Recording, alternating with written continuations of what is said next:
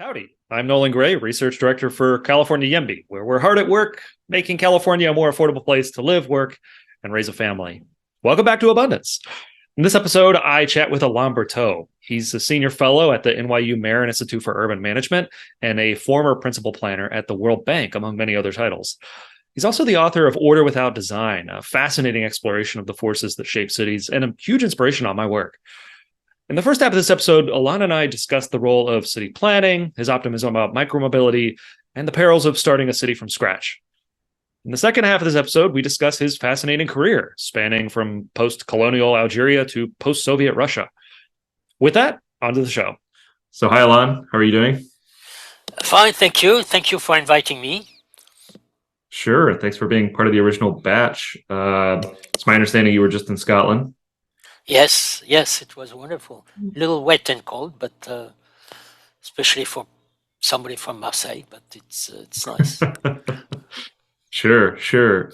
So, right. So I think there's, two big buckets here we can cover. Maybe your ideas, and then I think a lot of folks are actually really fascinated by your background, by your history. To my mind, I think some of the elements of Order Without Design that are most fascinating to people are your little vignettes of your experience being kind of at all these places and planning history. But I want to sort of cover, most folks listening will probably be interested with your main or familiar with your main contributions.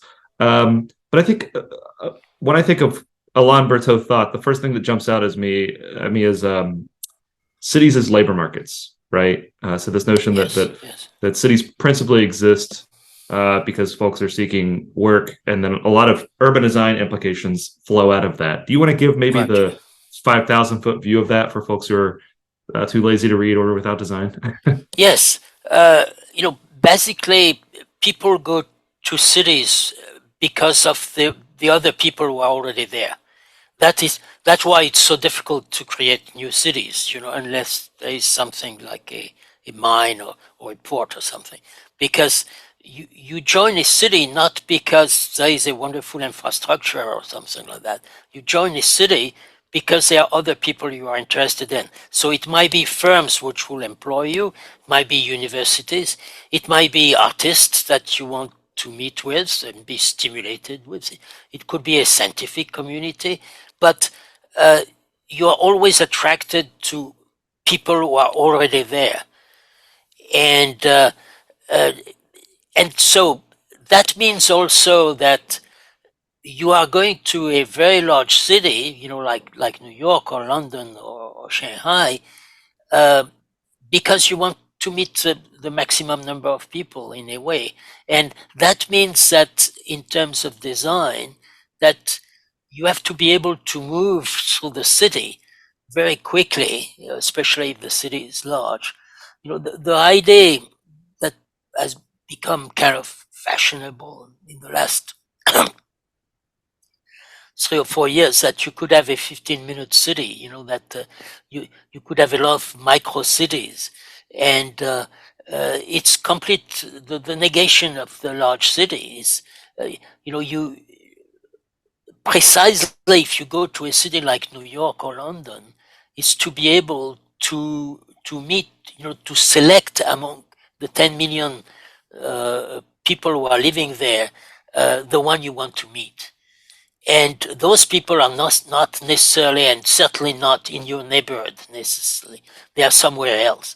So you have to meet either at a meeting place in the center of the city or in a cafe or something, or at a place of work.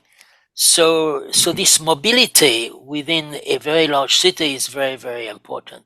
Of course, many planners feel that transport and congestion and pollution due to transport is a major issue. So they say, well, we could solve that by matching residence and work or residence and amenities so that you could live in a large city but never go beyond 15 minutes walk from your house. This was the main slogan of the mayor of Paris during last election, and it caught, actually. People believe that. But it's a negation of a city. So meeting people. Now, the way people distribute themselves around the city is, I think, the result of a spontaneous order. The trade-off they will make between consumption of land and floor space, location, to be close to a school or a specific or a country club or a tennis court or whatever. It's a trade-off that people are making, and they are unpredictable. So, and you have the zoning, the regulation should allow this movement of people and this trade-off. Now, on the other hand, so you have a distribution of people who is spontaneous, who come from the market, who come from the preference of firms and households for a certain location. But so this should be it's this spontaneous order.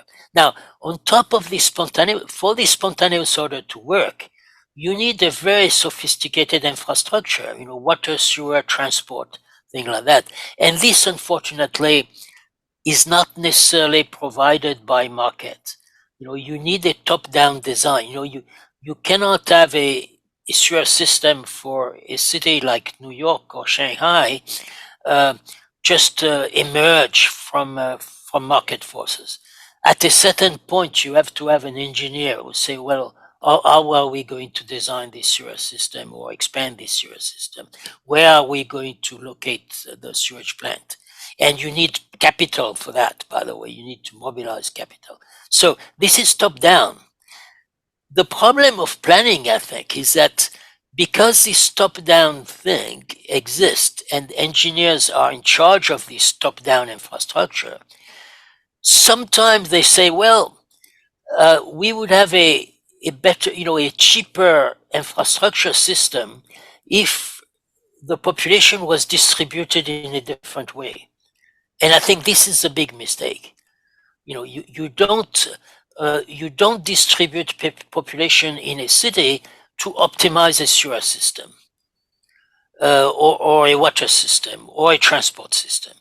The transport system is there to support the way people distribute themselves. And when I say people, I mean firms as well as, amenities as well as residents. So this is the essence of this. And this is a bit the conundrum, I think, that we have not solved yet. And that's why when you see people trying to create new cities, I'm thinking of Neom in Saudi Arabia, for instance. The emphasis is not on people. The emphasis is on infrastructure. They tell you you could go 175 kilometers, 20 minutes, I think, like that. This is completely irrelevant. It's a bit like telling you, you will be able to go from Homa to Fargo in 15 minutes, and then you expect that everybody will go there. You have no, why should you do 175 kilometers in 15 minutes, in 20 minutes? So you see, the question is, in a new city, is how do you attract people, and who are going to be the new people? And that's why usually government will displace a capital are successful, because first, cost is no object, and they can manage, the civil servants are obliged to move, and they are the first one. Then, of course, like in the case of Brasilia, if you move the capital of a large and large economy like Brazil, obligatorily you will have other people who will join, because they will provide service for the government or service for the civil servants, and then itself. So in a way, this is the main thing is this, again, this contradiction of the top-down design of infrastructure, which has to be done, and then the spontaneous order of the people, the way they distribute themselves through the city. There's a lot in there that maybe we can work in reverse order here, right? So New Cities work, New Cities project. You've been highly critical of New Cities. I mean, as you suggested there, you had a funny line when I interviewed you for the City Lab piece, which was like, nobody moves to a city because of the sewer infrastructure, right? Yes. I would say, I think a lot of people do move to Roosevelt Island in New York because they love the trash collection system. But New York is already there, right? There's already a city there, and people are selecting for a neighborhood. But you do offer some guidance on how to, if folks are going to undertake a new cities project, there are better and worse ways of doing it, right? Yes, yes. I think that location first is important. So you need to, in a new city, to have access to trade routes, somewhere. Uh, to be in the middle of nowhere is tempting because, of course, you have more freedom if you are in the middle of nowhere than if you are not. But so you have to create an international airport or a large port. So it's in my opinion, most of the interesting sites for a city are already taken. Singapore, Shanghai, Shenzhen, Paris too, in a way, London, they are already there. It's possible now that with global warming, there might be new cities which will, for instance, if the shorter way between Asia, East Asia and Europe is through the polar route, there might be new cities which will be created there, which could be very, and start with a port, but diversify after that in other things. I am also rather strangely enthusiastic about the Belt and Road Initiative of the Chinese. The Chinese are very good at creating new infrastructure. Basically, they are trying to create a rail and road infrastructure through Central Asia, in a way recreating the Silk Road of the Middle Ages. And it is possible, those countries many countries in Central Asia are undeveloped, but they have a lot of resources, both human and mineral. So it's possible that there will be the possibility there of new cities, new hubs. A city is always a location for something. It's not just an abstract concept. You need to be, if you are a city, you need to be linked with the rest of the world. And this is the most costly because you cannot have a tiny little airport. If you want to be linked with the rest of the world, you have to be close to an international airport, practically. And that could be justified if you, again, if you have resources like minerals, or you become a new trade route, suddenly, you have access to all the population of Central Asia because you are in a certain location. So that would be a justification. Right. But in general, general, I will advocate fixing the existing cities which are successful, including, by the way the Chinese are doing now, or you find in Asia, because you find that in India too, cluster cities, cities of, again, a labor market of 40-50 million people. And the Chinese are really working on that. If you look at the Pearl River Delta that they call now the Greater Bay Area, we are talking now of a population of 90 million people who are going to be, and they are trying to link them again in a trip of, where you could go from one area to another in less than 1 hour. And they are really working on that. I'm not sure they will succeed, but if they succeed, a labor market of integrated labor market, which is not fragmented, of 90 million people, it's larger than the population of Germany in one city. Yeah. Well, so in the history of California, I think this is interesting because this is periodically trotted out in the California context as yes. Well, let's just build some new cities, right? Yes. And sometimes that happens, right? I mean, so Yes. You have new cities that are, I think, what you're getting at, effectively satellites of existing cities. I mean, that's one way to think of. Of course, San Jose has a long history, but its growth is in large part, spillover growth from the heart of an urban hub, which was San Francisco, or likely true to a certain extent of Los Angeles with Riverside or San Bernardino. Yes, right. But you can go out to the Mojave Desert and you can look at it on Google Maps and you will see gridded out subdivisions where nothing was built. I mean, California City is a great example of a deliberate attempt to try to create a new city whole cloth. Right, yes, yeah.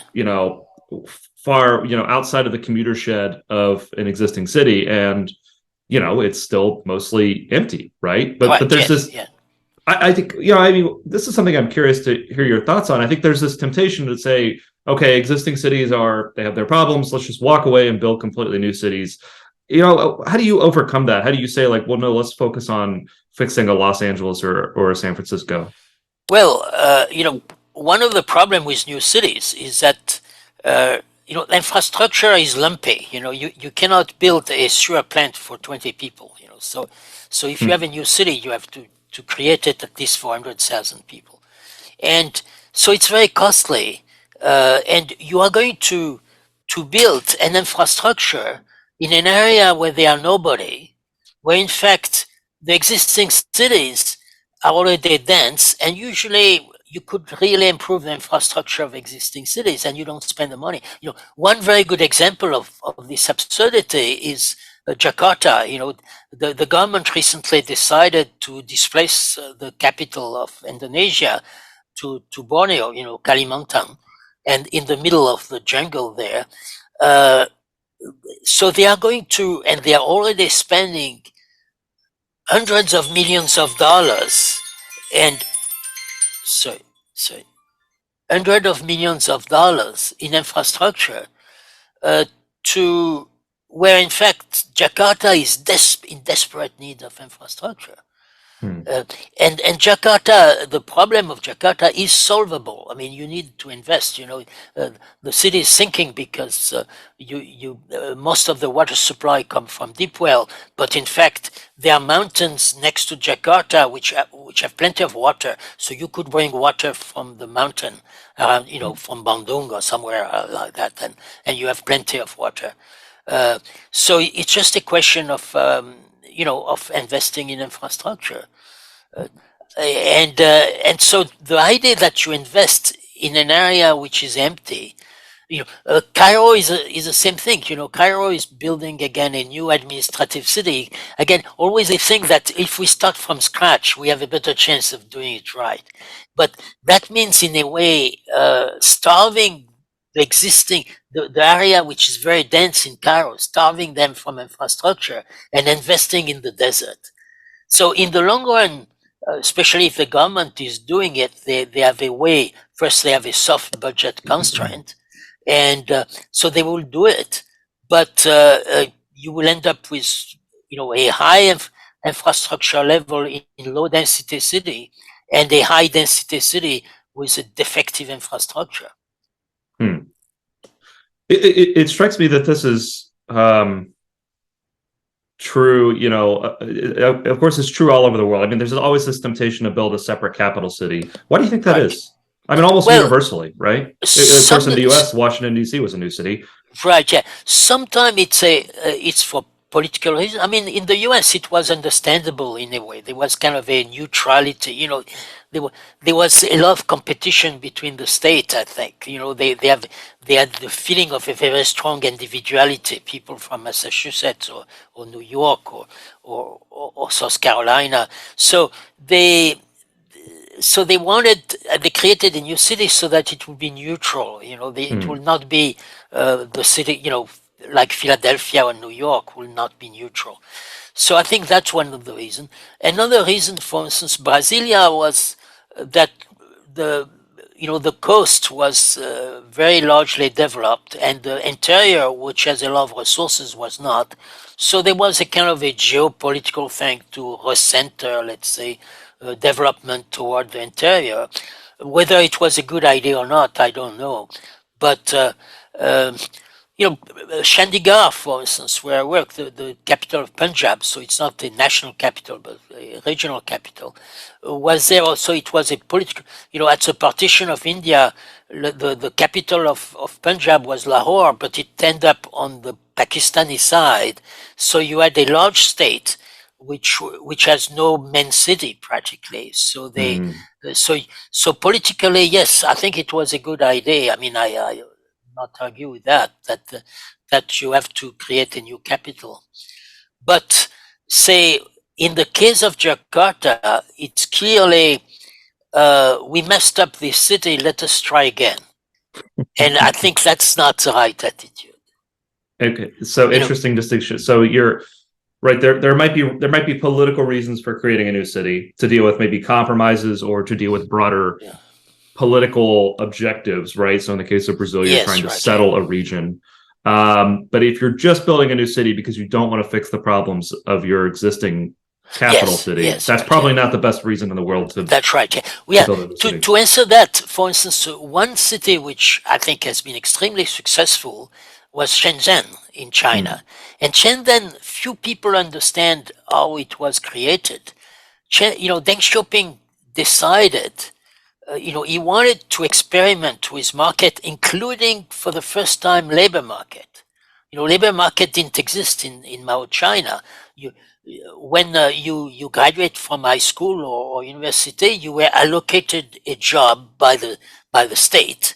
You have no choice, and you will stay there all your life unless you have a powerful relative who could move you to another sector, maybe high paying. But normally you will live your entire life in the same company, and so. And Deng Xiaoping has the idea that labor markets were important. He understood what the power of labor markets, because he realized that a lot of people are misallocated, in terms of skills and so he created, and he knew also that Hong Kong Chinese had a lot of skills that were missing in China. Like accountant, financial people who understand real finance and all that. So the idea was to have a city, by the way, very well located, very close to Hong Kong. You could commute from Hong Kong. At the same time, it has a potential for a deep port. It has no port, but it was a deep water port, which was natural there. And then he put a perimeter around there. And in this perimeter, he told enterprise and he told workers, within this perimeter, enterprise can hire whoever they want at the salary they want, and they can fire them too. And they don't have to provide housing if they don't want to.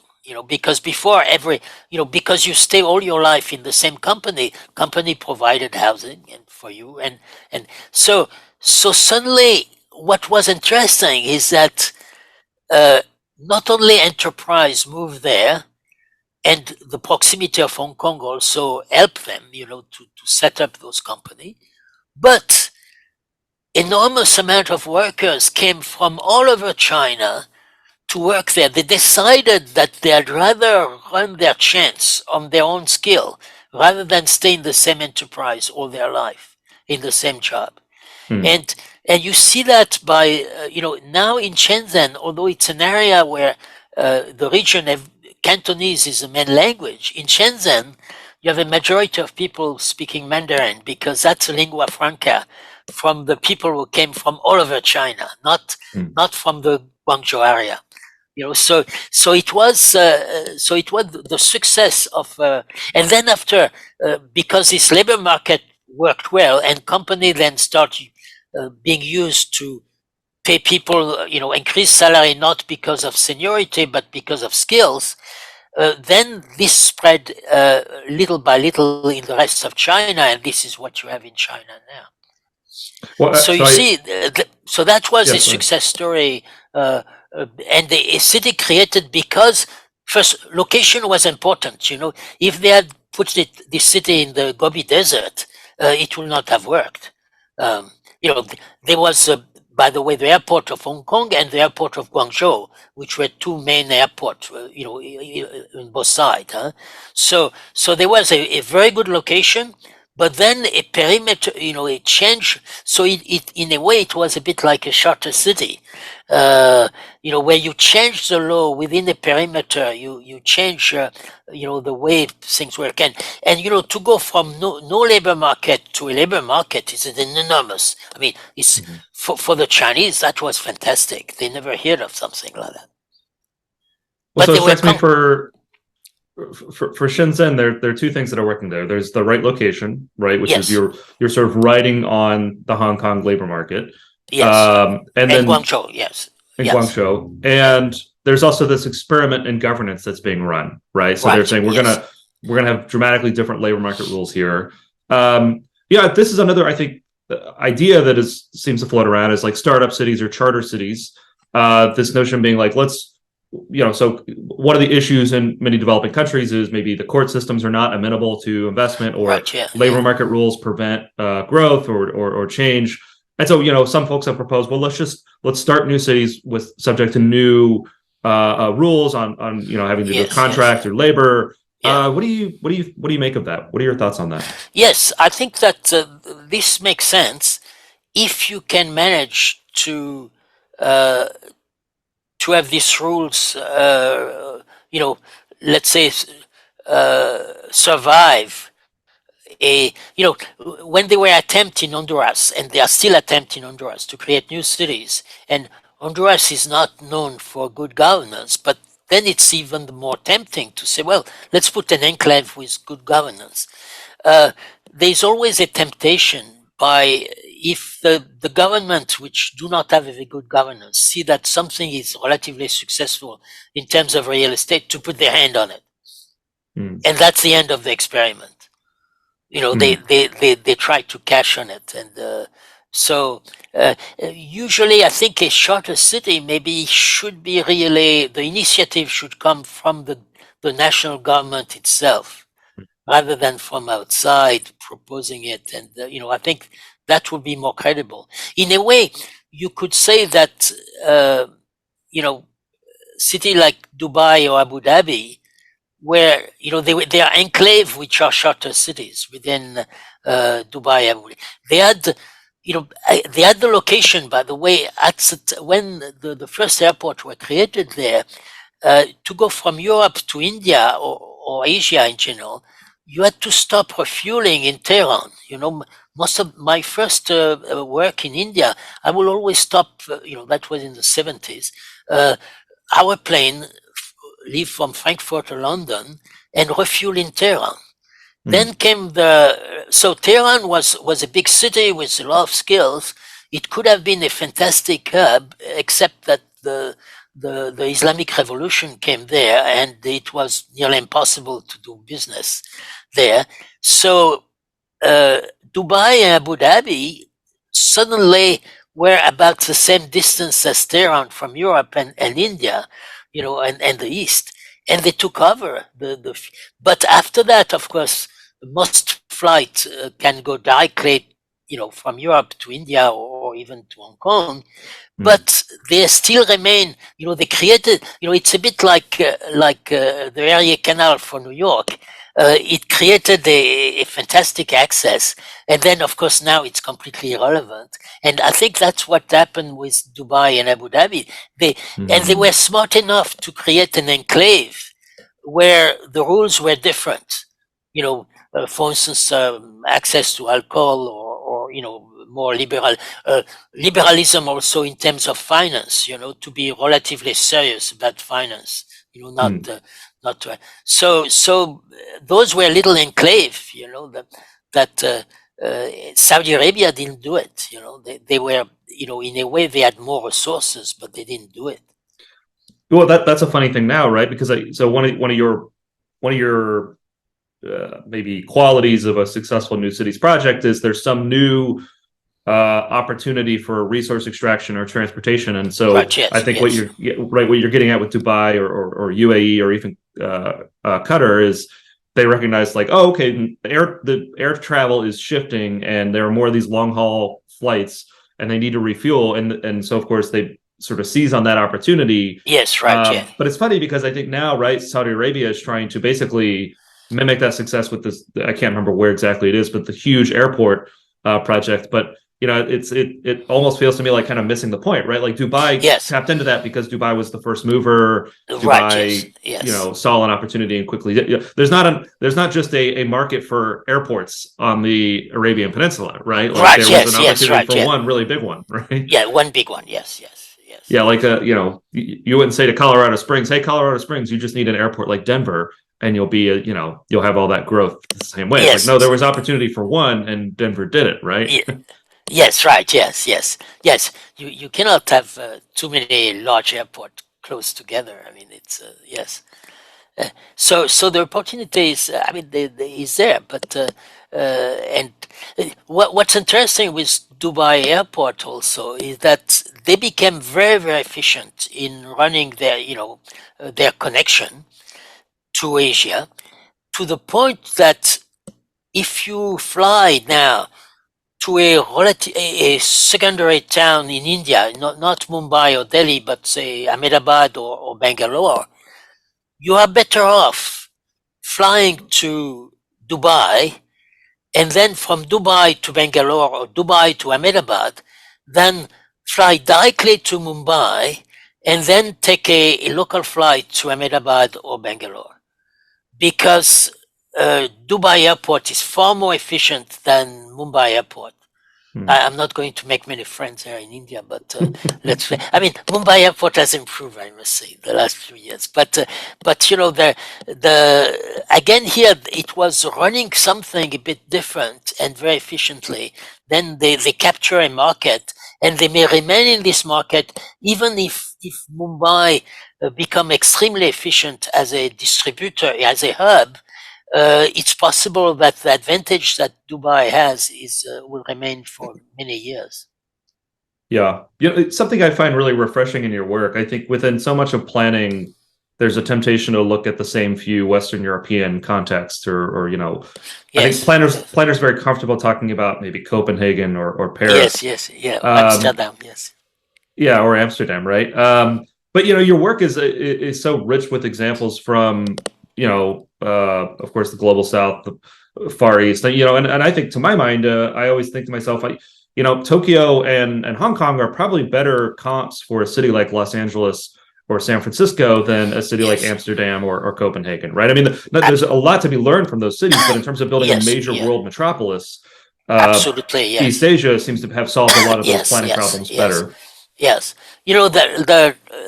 what I feel that. All cities have the same physiology, like human beings. We are all the same physiology, but we have, of course, different culture and different history, which make us different. But we have the same physiology, and I think that all cities in the world, whether it's Dhaka or New York or Copenhagen, have the same physiology, but we have different history, and that gives opportunity. One of the main important things in cities is be able to change fast, to adapt to shocks, which come from outside, change in economy, change in technology. And I think that Asia have been more, give more example of drastic changes, like Shenzhen, for instance, where you have a little port cities under a communist system, and suddenly it become a hub of capitalism, and it goes from 50,000 people to what now 17 million, I think, in Shenzhen. In a few years, where in Europe is interesting because they are the city of Europe are what I would call a well-oiled machine. They are well managed in general,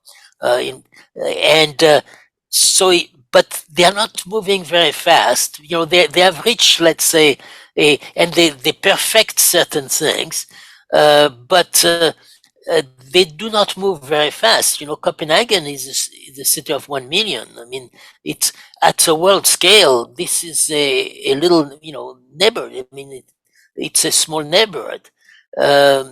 So it's not, we can learn certain things, certainly, from Copenhagen or Amsterdam, but it's a little quaint, I would say. Well, I mean, just right, if you're like take the Bay Area, right? The San Francisco, San Jose, Oakland Bay Area. Right, to my mind, the best comp for that region is probably the Pearl River Delta in terms of building out this large integrated metropolis that has great transit and great integrated facilities, right? Yes, that's right. Yeah. And that's a good point. That, I mean, they're essentially neighborhoods in world cities. So in terms of the urban design of my neighborhood, I probably want it to look more like a Copenhagen or an Amsterdam. Right. Yes. Right. Absolutely. Yeah. But the overall structure should be more like the Pearl River Delta. That's interesting. And by the way, the two are completely compatible. I am not, well, I am, I'm a big fan of the development of cluster cities in China, but I'm not a big fan of their new urban design. I think they miss the scale there completely, because they give very large chunk of land to develop to only one developer. And it's, we get back to, in suburbs, to the Corbusier idea of tower in the park, because it's convenient to do that. You have one started plan and you know to do it, and it's not it's not very pleasant for the people who live there. They may have a comfortable home which works well, which well heated, but at the end, don't forget, you have to meet people. You have to have and the urban design could destroy your possibility of meeting people. A bad urban design. Maybe the right That's where we compromise get. here. Yeah. So I'm not saying, by the way, that you should imitate the street of Paris or Amsterdam, but there might be different way of doing it, and that's why it's so important to have very flexible land use regulation, so people who are innovative, in the context of, say, Los Angeles, do not reconstruct Montmartre in the middle of Los Angeles, but find something which will be the modern equivalent of Montmartre in the 21st century. Well, it strikes me that maybe Tokyo is the good compromise here, right? I mean, Yes, so Tokyo is this large integrated region with like pretty high quality, this granular urbanism that I think right, yes, and which is folks would like to see. Very pleasant. Yes. Yeah, and it's a large integrated labor market. That's right. The system of transport. Maybe a little too radioconcentric still, because it was, by the way, I seldom quote my original country as an example. There's an interesting example in Paris now of creating a subway from suburb to suburbs, outside Paris. And so they are adding 200-kilometer of subway, which for, again, a city which has been relatively stagnant. I mean, it's an historical thing. It's a really new, if you look at most of the subways in Europe, they are radioconcentric. You have a center with very high level of amenities, like London or Stockholm, and send the subway radio. And then here it seems that Paris has decided to link suburb to suburb with a subway. And it's possible because, by the way, the immediate suburbs have relatively high densities. They have densities around between 60 or 200 people per hectare, which is about 3 or 4 times Los Angeles. Although the French consider it a suburb, but it's 3 or 4 times the density of Los Angeles.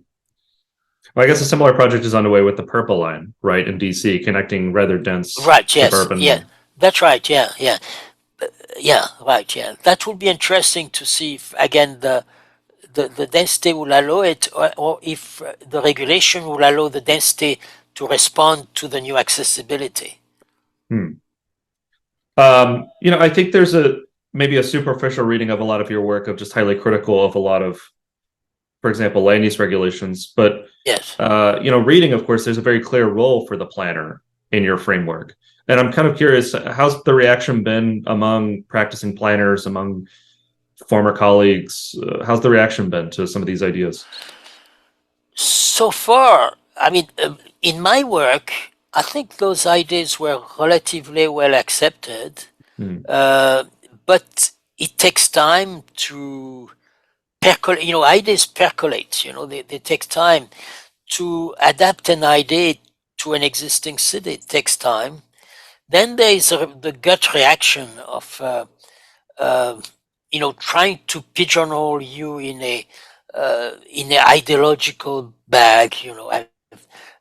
Some reaction to my book is that I'm what the French call, the European will call an ultra-liberal, kind of, just quoting Adam Smith is considered to be reactionary or something like that. But, and so also there is the more traditional planners. By the way, when my book was published, the manuscript was reviewed by planners and economists, and all the planners who reviewed it penned it, and even recommended MIT Press not to publish it, because they felt offended. They felt that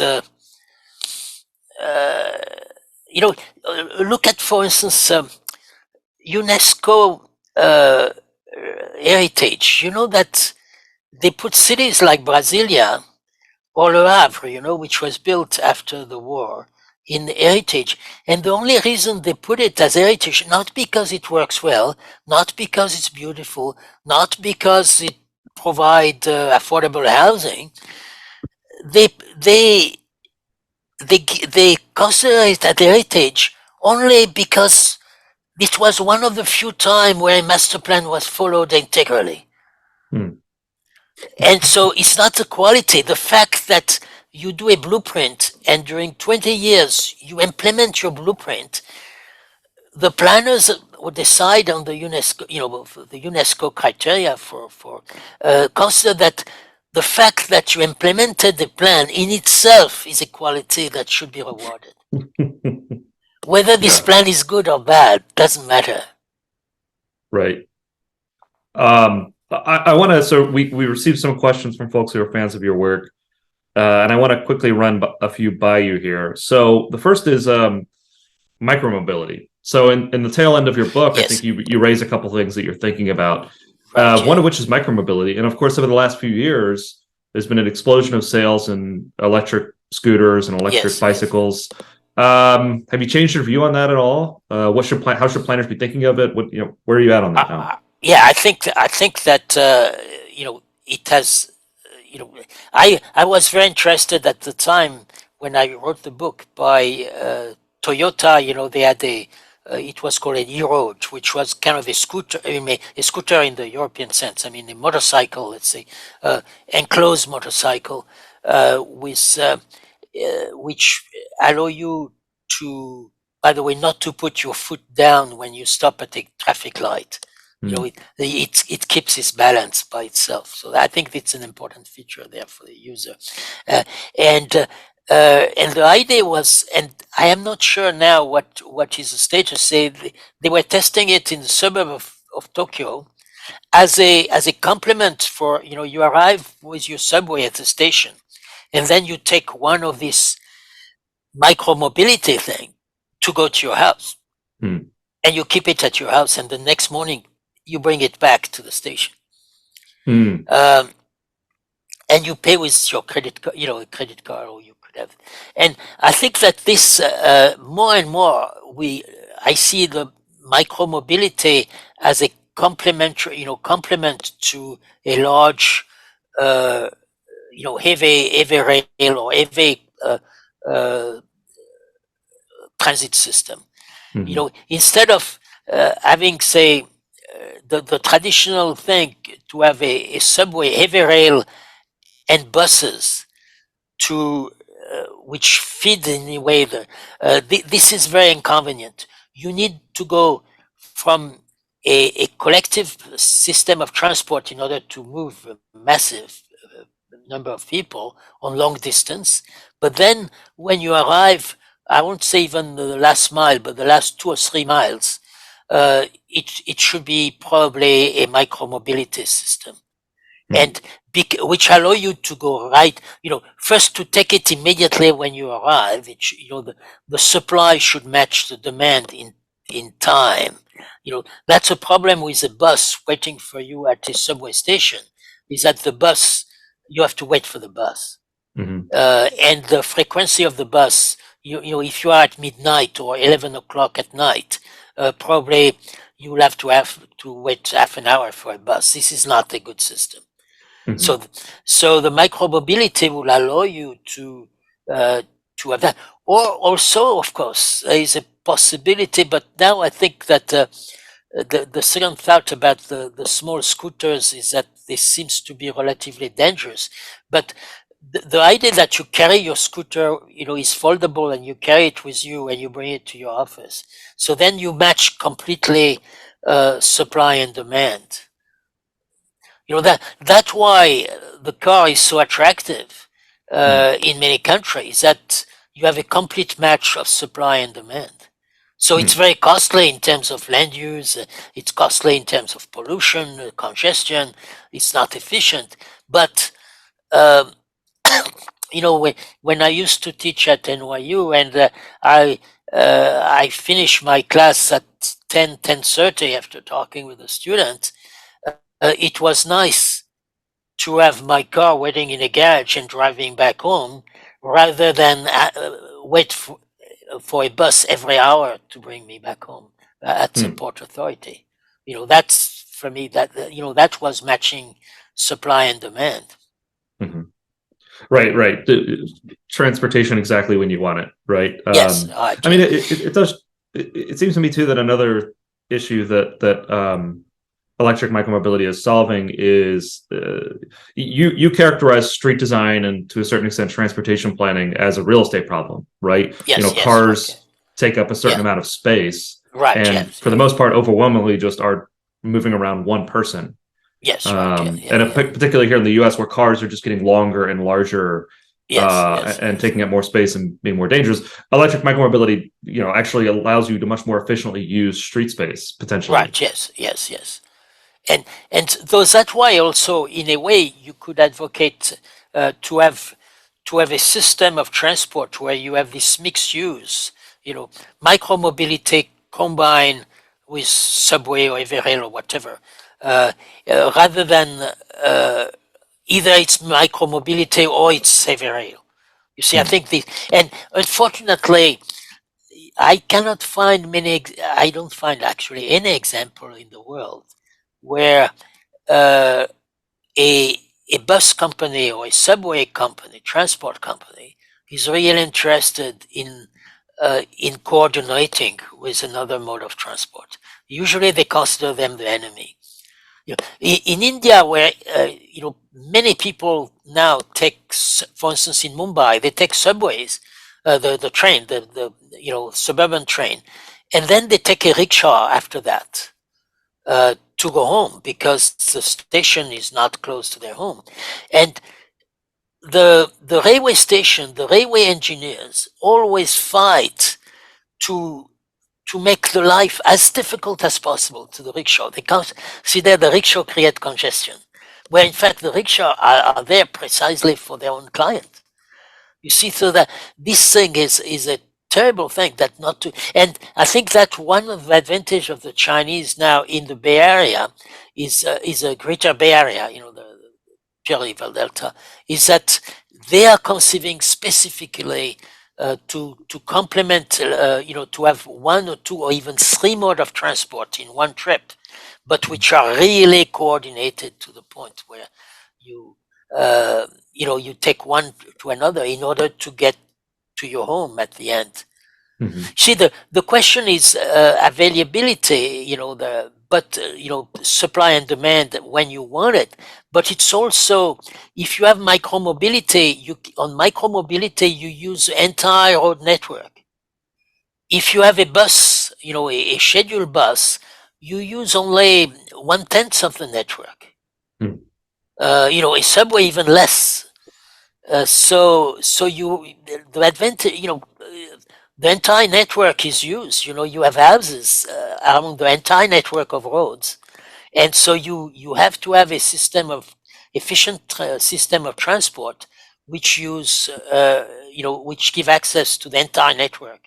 That's why, for instance, I don't know if it's still that way now, but it's so efficient because a motorcycle not only give access to the formal road network, but also footpaths in the countryside. So you end up villages were really part of the housing supply because they are accessible by motorcycle, and everybody uses a motorcycle. So So you see, you have here an access on a dirt footpath, let's say for the last 2 or 3 kilometers. Your motorcycle can handle a dirt footpath very well. It's funny that so many of the things that you point to try to understand, right? Motorcycles, rickshaws, or tuk-tuks, Yeah. or not mentioned here, but the folks who essentially engage in on-street parking management, right? Who will charge you small amounts of money for parking on street. These are all sort of like these phenomena that are just or street vendors, right? Yes. Right. Yeah. These are all these phenomena that are viewed as signs of disorder that Yes. emerge and are treated almost as nuisances. But I think what I like about your frame is that it helps you to understand why these things emerge. Why does this happen, right? Right. Yeah. Exactly. And not necessarily a judgmental way. And if you actually Right. Yeah. if you view something as an issue, like there's a way to solve it beyond just sort of criminalizing that particular behavior. Right. Yes. You probably have a more systemic problem going on, right? Right. Yes. Yeah. Actually, on micromobility, my first hint that this could work was, at the time of the Olympic game in China, they expanded the subway to the north very much. So I took the subway to the terminal, and then I realized that those motorcycles were waiting for, there were buses at the terminal, but there were also those motorcycles that I put a picture in my book, actually, of those. My Chinese colleague told me, wait a minute, but those are illegal. They are doing it. We tolerate them, but they are illegal. You are not supposed to that. And I realized that the people in the subway were called, they had their own motorcyclist as a customer. They were calling them saying, I'm arriving at the station in half an hour. Could you wait for me there? And then they had to drive directly from the station to the door of their apartment, where there were buses, but the buses were not even half occupied, because the buses will leave every 15 minutes or 20 minutes, and they will not use the whole road network. They will go on somewhere, and you'll still have probably another 1 or 2 kilometers to walk. So those spontaneous things tell you about demand, again, this spontaneous order. And then you have to analyze them. So sometimes they create havoc, because they are spontaneous, sometimes they can create havoc, they can pollute, they can do something. But it's up to you to integrate them, to understand that this demand is legitimate and you have to take it seriously. The same with mini buses in Africa in particular, where you have those very small buses, with 10, 15 passengers. And they are much more flexible than the large buses, of course, because they shift itinerary depending on demand, and to a certain extent they use a much larger part of the road network than the former transport system. So we have to learn from that, and the fact that sometime, in particular in South Africa, at the same time, those different small bus companies were fighting each other with Kalashnikov. So people say we have to stop them. No, I mean, clearly we have to stop them from fighting for client by killing each other. But as a transport system, it's a very interesting means, and it corresponds to demand. Right. So another question we got: work from home, remote work. Should cities be worried about that? Is that an existential threat to cities? I don't think so. Cities, it's a work market, but it's also amenities. The fact you have to meet, you meet people. I think the most interesting meetings are usually when they are random meeting, or let's say random encounter. Well, you remember the first time we met was in a restaurant, right? And it was because we had a common friend who told me, hey, this guy is interesting, you should talk with him. So in a way, it was a random, we were not connected by work, if we were all on remote work, we would never met, by the way, probably. So I think that we need this. Now, some people will manage to work remotely from anywhere. That's the case from my daughter, for instance. She's working from Charleston for a company in Sacramento, and she's very happy with it. And she has no intention. She changed job already twice, always remote. She's happy with the environment in Charleston, and she has no intention of moving to any big cities outside Charleston. So, but I think that it's it's the nature of her job. It's also because she's already in a little more than mid-career, so she has a network, she has a skill. I don't think it would be a good idea for a young person, a person who is much younger, and who is looking for more opportunity of changing maybe job or evolving and things like that. I mean, personally, my background is architecture and planning, but basically design, and I really discover economics by working at the World Bank, by meeting people in the cafeteria. And so it was also random meeting. People who knew things that I didn't know, but I think were complementary to what I knew. And so I learned a lot about economics just by meeting people in the bank. But if I have been remote in the bank, I would have met other urban planners probably, or my boss will tell me what to do, but I will not have had this opportunity of learning things on my own, by, again, meeting people in the cafeteria. That's when you learn things. Well, I think this is exactly right, that being in person is uniquely important early in your career, maybe when you're building a network and you're developing certain soft skills. But this is a concern I have, is that maybe the folks who make these decisions over how long you're going to stay remote, they benefit potentially less from being in person. To the extent that the pipeline of talent maybe dries up, or the talent or the capabilities of newer employees is permanently lowered by remote work, there's a harm there, but they might not immediately feel it in the way that younger staff might. Yes, right. Yeah, yes. And then there is socializing. I mean, my wife and I, we moved we moved to the United States, 56, 57 years ago. And we didn't know anybody. We didn't have buddies from high school. We didn't have from college there. We didn't have any relative. All the friends we have, and we have many friends in the United States, all came from work, or friend of friends. In our case, for instance, it's a friend of friend.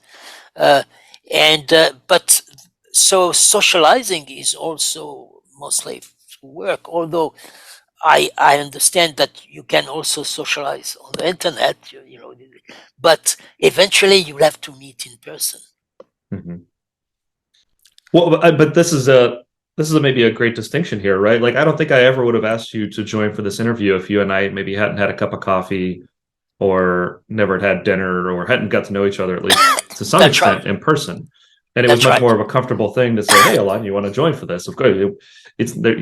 There's no justification or sort of transaction costs associated with us working together on a whole bunch of different things, right? That's right. Yes, and a conversation again around a coffee or a dinner or a glass of wine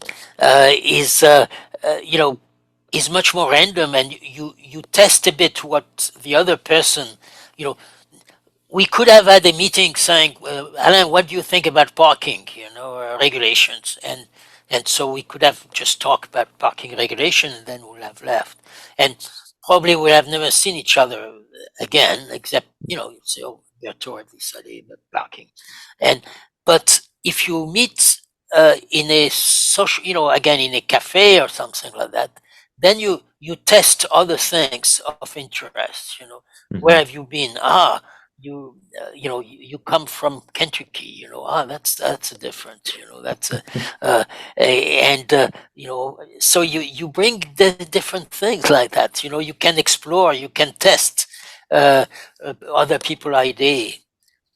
And I think it's indispensable. It seems now, when I read the paper, it seems that the big employers want people to come back to the office, but many workers are reluctant to do it. They feel more comfortable to.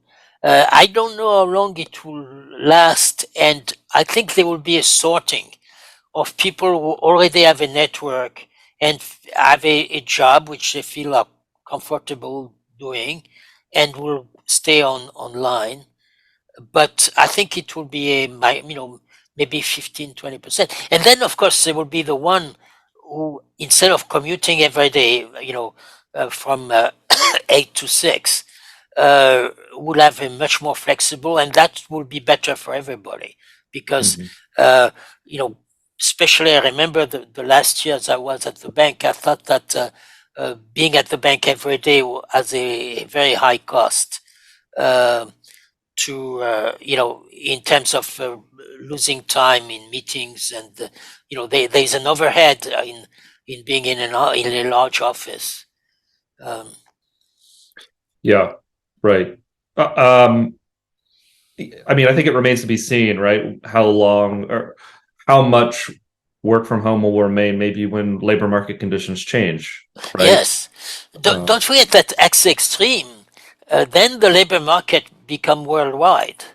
You are not competing with somebody from Colorado or Charleston, but you are competing with somebody in the Philippines or Buenos Aires. And that, I still think that the type of work you can do remotely like that is limited, unless the person in Buenos Aires is part of a network also, which is, and then that's possible too. But then that means that this person in Buenos Aires is in Buenos Aires and is meeting a lot of people, and then getting ideas from these other people and then feeding it to their network in New York or whatever. Yeah, I hope that being the research director for a housing policy center will be resilient to a remote outsourcing, but remains Yes. to be seen, right? Yes. Another question we got was examples of maybe metros or cities in the developing world that are doing housing policy especially well. Anything spring to mind? I still the only real example that I have seen on a long term is Indonesia, with the kampung thing, where they, and in the new, when the cities expand, I'm not talking about Jakarta necessarily, but Surabaya and all the cities which have, some are more successful as kampung than others, but basically they are saying, for the lowest income group, let them consume as little land and as little floor space as they want.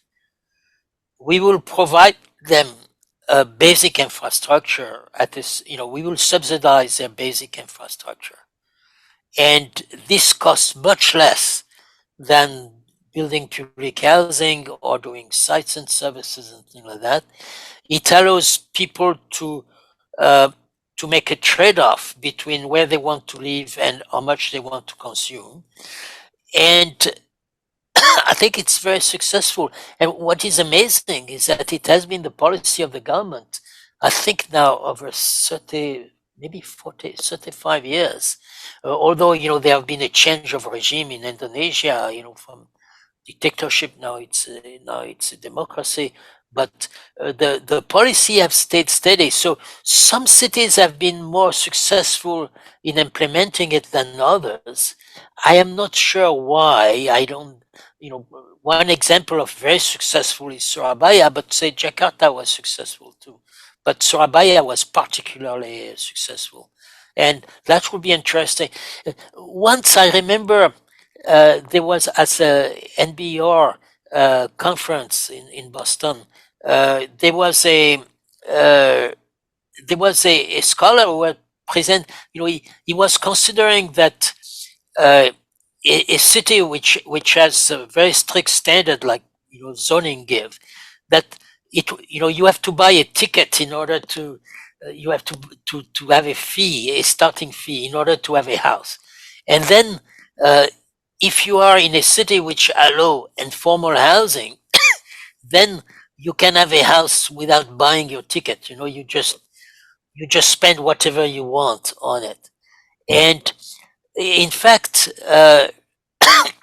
the system in Indonesia is that you allow whoever you want not to have a ticket, not to have an entry fee, and it works relatively well because some people say, but it will be terrible, then everywhere will be a slum. Not so. There are people who are quite happy to be in a residential development with regular street where the houses are aligned, and that's so. It's not that everything become informal. It's just you have an adjustment for the people, and you can see also the evolution. The amount of money the people invest in their house as soon as they have a tenure. They have a guarantee of security of tenure. It's, by the way, in the kampong in Indonesia, you do not have a formal tenure in the sense that survey and a cadastre or something, but the bill you pay for water, which has an address, is a form of tenure, and practically when you see transaction, it doesn't degrade the value of your property because your only title is that you have paid your electricity or water bill for 10 years. Right, and then once you have some sort of proof of tenure, a lot of other things become possible, right? Right. Yes.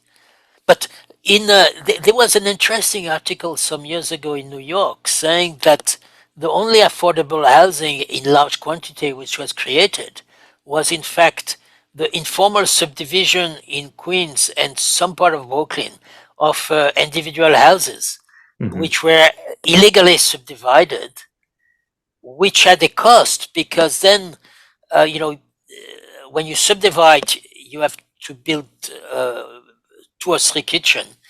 And then, of course, you may have a fire hazard because you do it illegally. You do not have an electrician who is licensed to do it. And so you have a cost for that. It will be much better just to allow it. That's it. And then that created, in fact, affordable housing, including, by the way, garages, which were rented to one family and things like that.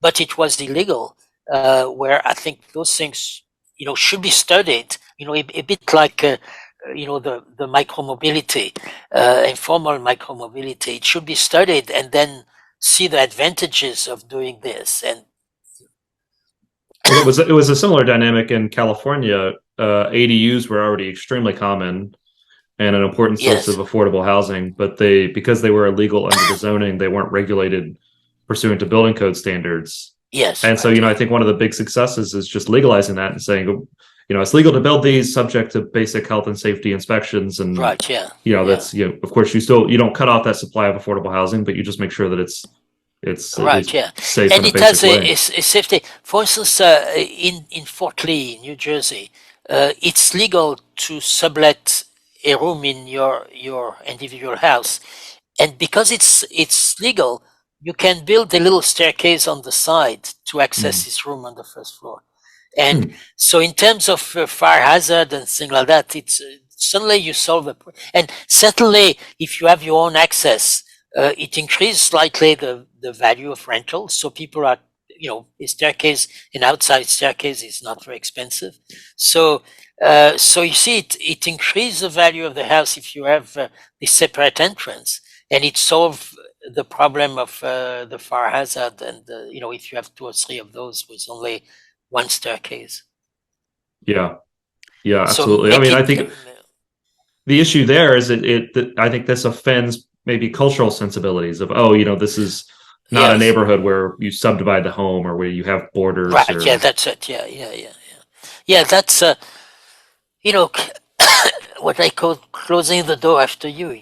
People come to a neighborhood when it's new, they're happy to be there, and after that they close the door. There's, that's the problem of the migrants in a lot of countries. They come as migrants, and then after 2 or 3 generations, they close the door.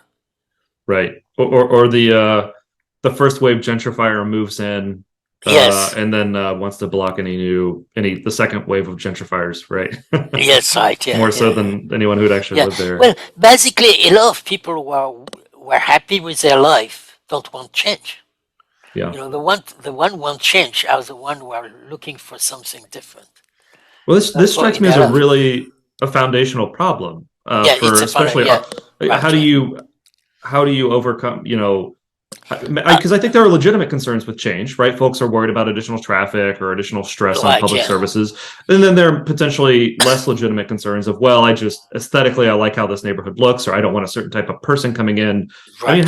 how do you overcome that? That to me strikes me as a really, really foundational problem I for city think I planning. think we I think we have to get back to property rights. You know, Mm, to in a way, I think we have an extension in Western Europe, and even more in the United States, that uh, because of the zoning law and all sort of environmental law, your property rights within the boundary of your property are extremely limited.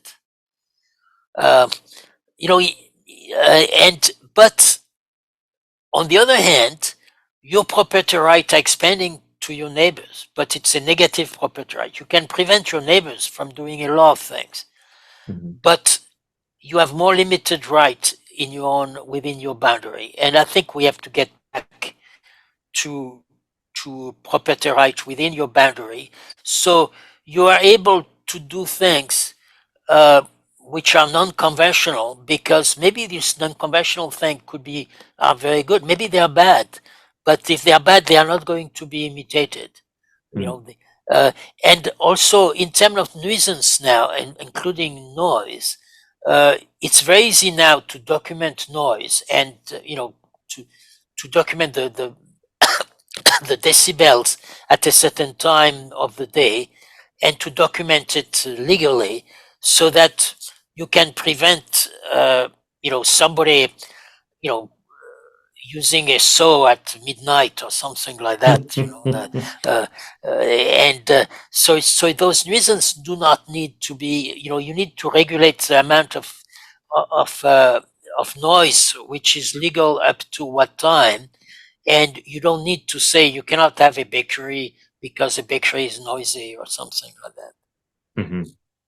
Right, Or, right. or, Well, I or mean, you that's or you cannot have an architect working in his basement because it should be purely residential. This is the case in Glen Rock. Where you can, Glen an Rock, yes. architect cannot work on his computer in his house. It's illegal. Well, and I shared that story with you just recently over the NIMBYism of over the multifamily building next to the Glen Yes, Rock right. rail Yes, station, right. right? Yeah, yeah, yeah, yeah, yeah, Yeah, yeah. even in even these problems that I think we tend to think of as urban problems, really affect suburbs, small towns. Yeah, but it's a again, let's get back to property right. Those the developers here has applied regularly. You know he has a law on his side. I don't think the the city have a standing to say we prevent you from doing it. Mhm. I mean, they may say in terms of traffic that they may have to install a traffic light and then charge them maybe an impact fee for the traffic light, when they connect to the main road, Mhm. because the main road connect, to the access to this site with a stop sign. It's one that I take all the time because it's next to the CVS where I go, and so it's a place where probably you should have a traffic light, if there are more people living on this site. Hmm. But there are plenty of traffic light inside Glen Rock. I don't see why you could not have one more. But that's just it, right? Charge the new development for the marginal cost of the Yes, infrastructure or right, yeah, regulate the yeah, impacts, but don't just say, no, we're not going to allow this, right, yes, yes. period, right? Yeah, that's right. Yeah, yeah. As a matter of principle, especially because, frankly, uh, I mean, this thing about townhouses has been around in Glen Rock for 20 years now, and every time, basically, the people who live in detached housing don't want townhouses Hmm. because they think they are the wrong type of people. And that's just not a legitimate It's objective not a of planning, legitimate right? I objective. mean, Yeah, yeah, yeah, the type yeah. where what type of person gets to live where, right? Right. Yeah, yeah, yeah. They Yeah. when I was attending the zoning board meeting some years ago regularly just to educate myself, there was a guy at the same time who said, "Could we?" He was a member of the zoning board. He says, "Could we put a special zoning regulation which prevent people with more than two children from living there?" Because he says because the school is our most it's the most expensive expenditure, so people who have more children will we will be obliged to expand the school and it will cost money, and fortunately there was the town lawyer was there saying no, that would be unconstitutional, we can do that, Well, and in and it any other shut up. area of policy, right, it would be unthinkable to say, let's adopt a local ordinance capping the number of children people can have. But Yeah, when yeah, zoning and planning and so comes into the picture, people start to exactly, say these yes, crazy things, right? crazy things, yeah, yeah, yeah, right, yeah, yeah, yeah, yeah, yeah. Yeah. Well, and that part of it's because we politicize it, right? I mean, if the Yes, right, townhouses yeah. were allowed as of, they followed the building health and safety, they paid their impact fees, they respected nuisance rules, Yes, there would be no larger discourse about the rules we place on the townhouse. The townhouses would be built and we that's would work right. around it, Yes, right? But that's we right. Yeah, politicize every development under the that's way we right. do zoning Yes, today. yes, yes, yes, yes, yes. Yeah. And I was some time ago. I was discussing with a developer in Charleston who did extremely innovative suburban development. Extremely attractive, and also trying to allow um, the subletting of some part of the large houses that were built.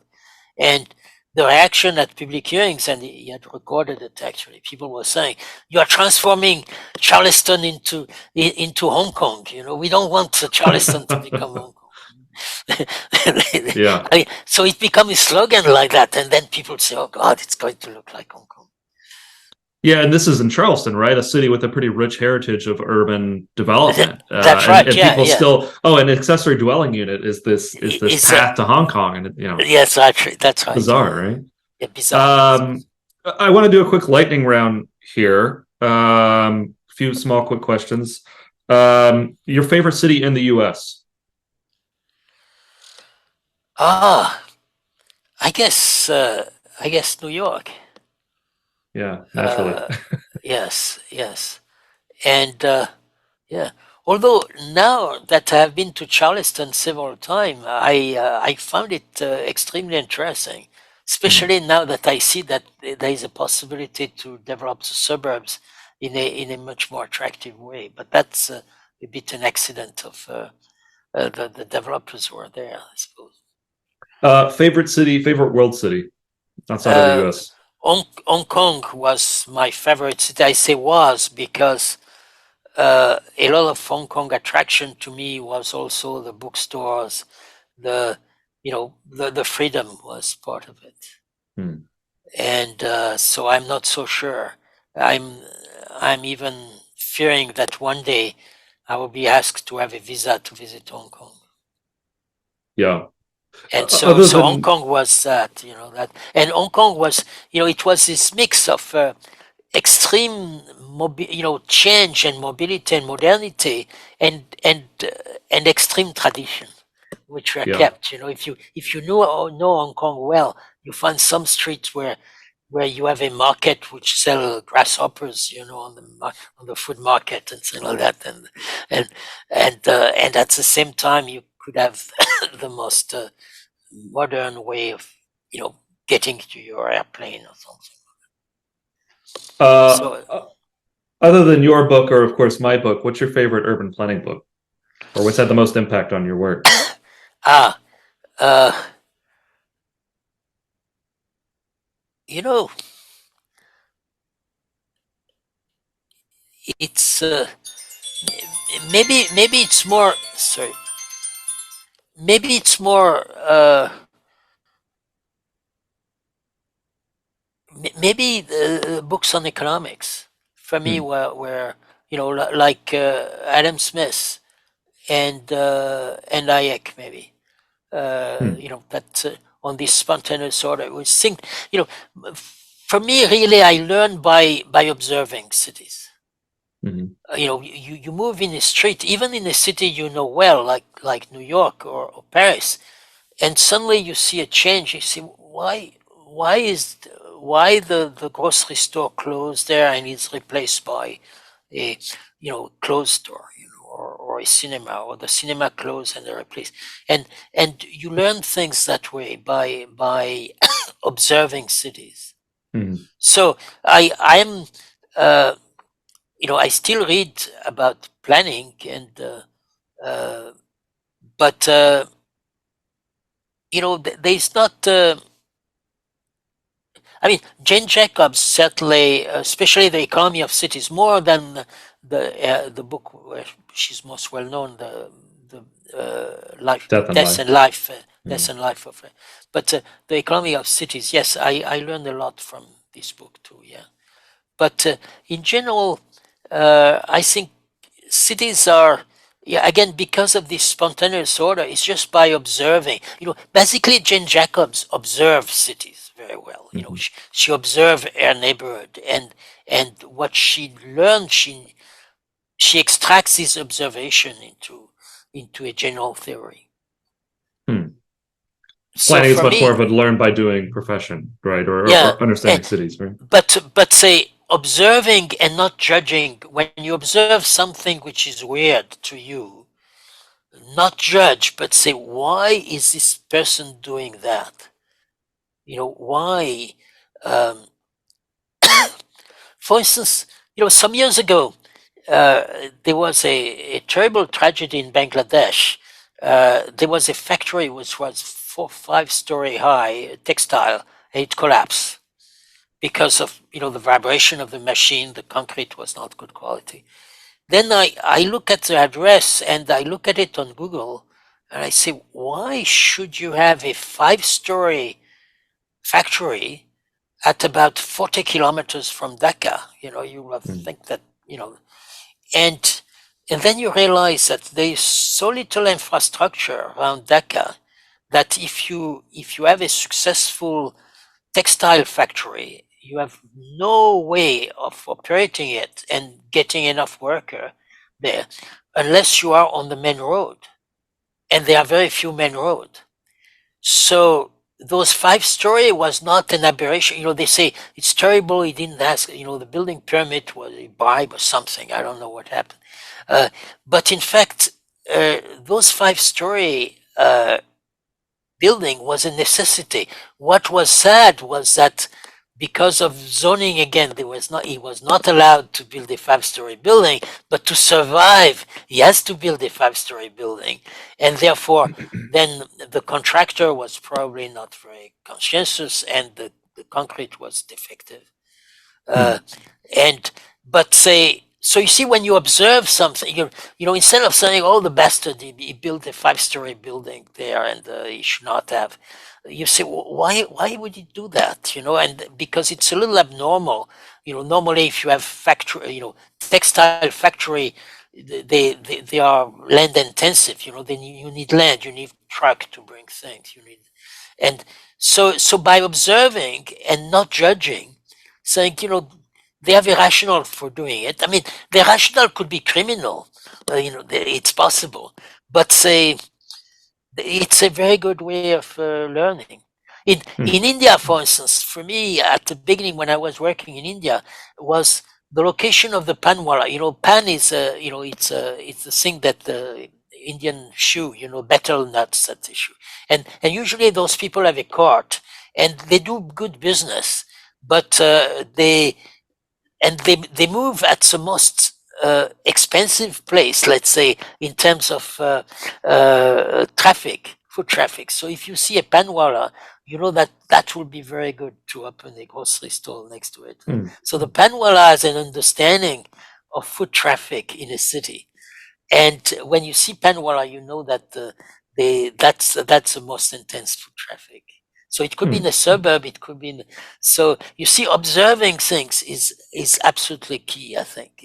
Again, because of this spontaneous order of cities, it's not a rule. I mean, to design a sewer, you need rules and norms. But say to know what is going to be active in a city, where the people will live, where you will have a shop, where you will have a bakery or a bar, this is observation. Hmm. And experimentation, right? And experimentation, yeah. Right. And to see when you have freedom and when you don't have freedom. Mm-hmm. What's your favorite novel? Ah, uh, you know, the uh, the Red and the Black of Stendhal. I'm very much in 19th century novels, and possibly uh, War and Peace. Yeah, Okay. War and Peace and the Red and the Black. Do But you think those have they I shaped your think planning work at all? uh, no, but my attitude toward people, yes, Mm. and toward history and culture, especially culture, yes. That's another emphasis I think in your book that's quite important is the role of planning in shaping planning outcomes, right? I think there's this impulse to be very dismissive of that and to reduce a lot of these land use or urban design rules to universal heuristics. But I think you're Yes, very resistant to that. yes, right, yeah. I think that uh, things should have, there are cultural aspects too, which are important, and because in most country, I mean, practically, I work a little in France when I was a student, but I never really worked in France. So I always worked in different culture, and I was aware of it.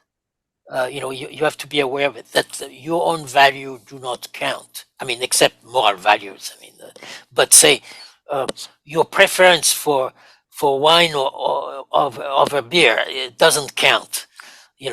Your preference for high density, my preference for high density, because I'm used to Marseille, doesn't count. I have to judge things how well they work for the people who live there. So you have to consider that you keep a culture, but I imagine always that I have cultural switches on my chest like that, and if I am in India or in China, I switch off my French culture for the moment, and I switch on what I know about Chinese culture, and I try to judge with their own culture. Hmm. So that's why I can live comfortably in an American suburbs right now, because I've switched my New Jersey culture switch and put down my French culture switch. Yes, a significant improvement, right? Yes, yes. What is your favorite film? Ha. Uh, La Grande Illusion. I've still, so it's a French switch there. La Grande Illusion, and I mean, this is going to be controversial, but Gone with the Wind. I absolutely love Gone with the Wind. Mm. With all its baggage of, but I think that it's telling a story from a point of view which is completely foreign to me, and and I think it's I think it's an interesting movie. So again, I'm talking always about old movies. That I'm a man of the past. Well, at least it's not 19th century movies. Yeah, we don't have many options there, right? Yeah, but La Grande Illusion, I certainly recommend. I don't know if you have ever seen it. I haven't actually. Oh. Yeah, Renoir. Yeah, it's a great movie. I've talked to you about this before, but how do you approach a new city? So, I mean, it strikes me that over the course of your career, you've flown into cities that you've never been to before and Yeah, have been expected to yeah. come up with clever insights. I mean, how do you approach a new city for the first time? When I'm Well, traveling, what should I do? What should I look for? before Google Earth, Google Map, I used to go from the center, and I will randomly try. I will walk for 2 or 3 hours toward the suburbs to see how the land use change when I go to the suburbs. So I did that 2 or 3 times in 3 or 4 directions, and then with Google Earth now, I can select my itinerary a little better instead of being random. And so I try to sample a city just by looking at the pattern of streets and things like that. So I visit one neighborhood or another to have a balanced view of what the city is all about. And I I try still to go from center to suburbs, including the far away. I like, especially in Asia, to take public transport to the terminal of the public transport, to the end of it, and see what happened at the end. That's what I find interesting. What at the border of the labor market. That lets you see, I guess, the gradient of The the gradient, city, yes, right? right, yes. So in some cities, it takes time. A city like Mexico City, for instance, before you can go to enough different suburbs, north, south, east, it takes a while. Then you can take a taxi, maybe, or something. Get a little more bourgeois, and then take a taxi or a Uber to go to the end. But it's much easier because now you can see not only the pattern of streets that you can see on a map, but you can see the the granularity of the urbanization on Google Earth. I mean, Google Earth for an urban planner is it's like the law of Newton for an astronomer. It's kind of it's something would change everything. As someone who spends probably 2 or 3 hours on Google Maps every day, I totally agree. Yes. You imagine before Google Map, what the world was like for a planner.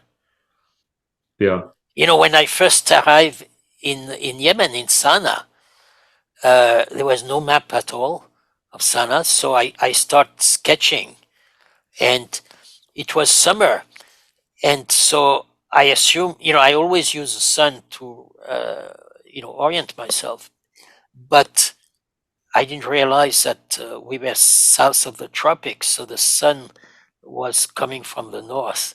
So I get my sketches wrong, and then it couldn't work. And so finally, I took a compass, and I took my compass out, and I was sketching streets in order to understand where, and then finally, the UN managed to pay a set of aerial photographs. So suddenly I spend all my time looking at the aerial photograph of Sana'a, and I learn a lot there. And then, So I think I part of what's so great about your book, of course, is not just that it's a pure urban planning theory, but it's really rich with stories. I mean, you have kind of an incredible career. I referred to it as like the Forrest Gump of urban planning. Of course, I mean that in the sense of being at every moment in history, right? yes.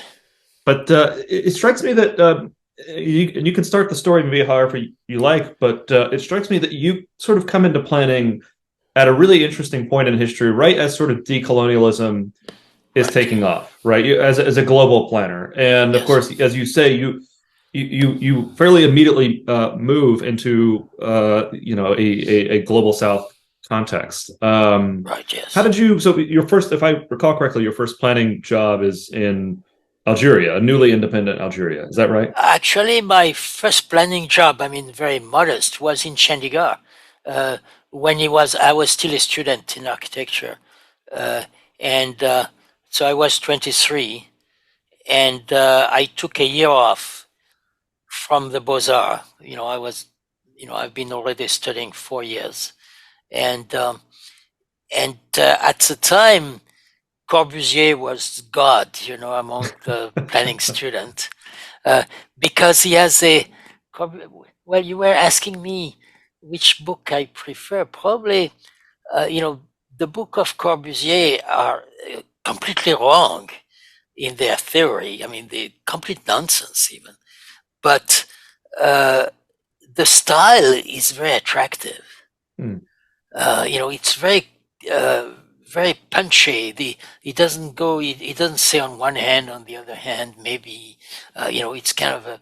It's and so the idea of Chandigarh was extremely attractive, where he explained why he did Chandigarh and how it was planned, and this complete rationality, fake rationality, but so I found that attractive, and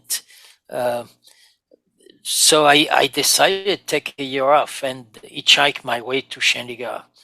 And so I was 20, and again, as you say, it was the beginning of decolonization, so that I was not graduate. I was a student in architecture, arriving with a backpack at the chief planner office in Chandigarh, and I'm given a job immediately.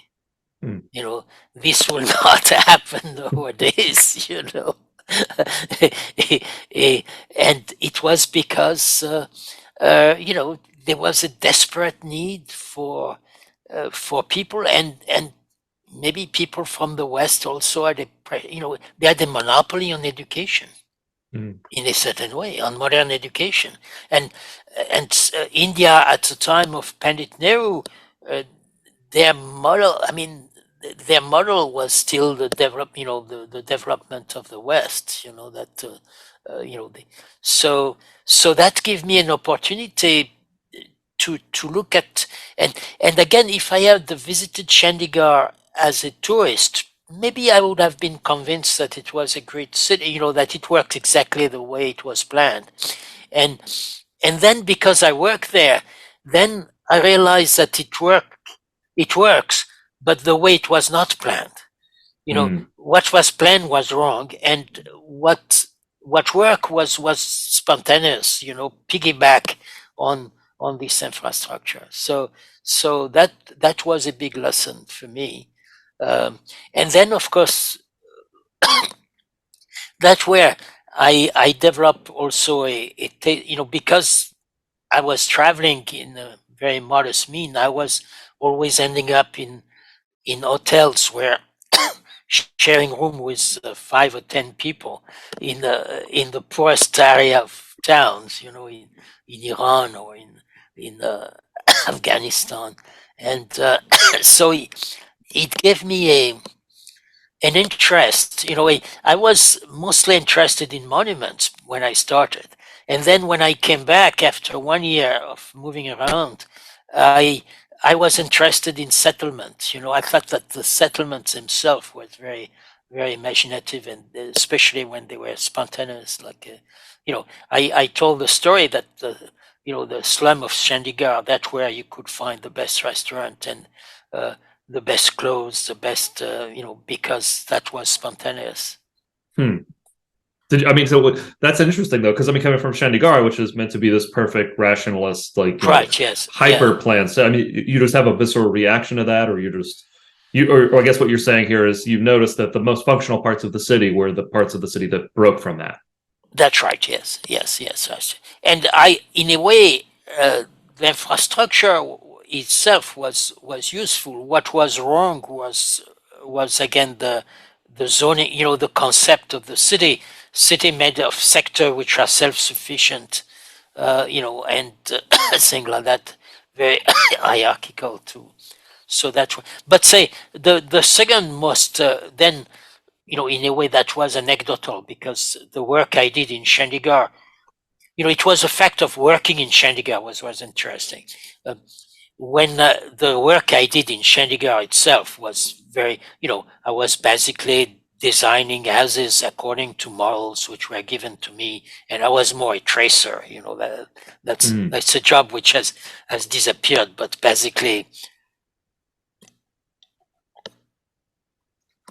And by the way, designing under models established by two British architects who designed all the houses for Sheniga, Jane Drew and Maxwell Fry. Yes, but so my really formative years in that was in Algeria, where in Algeria that's the first time I was confronted with regulations, land use regulations, and I was in a crucial role because on top of it, I had to give building permits according to the regulation of the former colony, which was my own country. And I could recognize in those regulations the suburbs of Paris superimpose on a city. Tlemcen was, where I was a very old city, medieval, traditional, a long tradition of urban, and we were imposing there something completely foreign and absurd. And it was 2 years after independence, but the law was still there. I'm pretty sure the law is still there.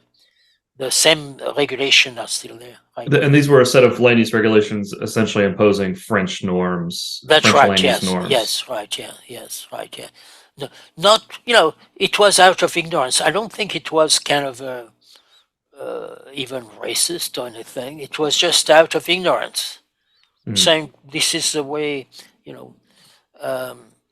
So, for instance, there were very large setbacks where traditional housing in Tlemcen was in fact a courtyard. And by the way, there was a historical area in Tlemcen that the French have declared as historical preservation, and it was absolutely forbidden to demolish anything there. So they recognize the value of it, but they will not allow the Algerian to build the equivalent type of housing, which is interesting. So there were large setbacks. So, and because people didn't have much money, they tended to have small lots. So large setback and small lot doesn't make much efficient housing. So I thought that there might be a reason for it, that I was ignorant, maybe that.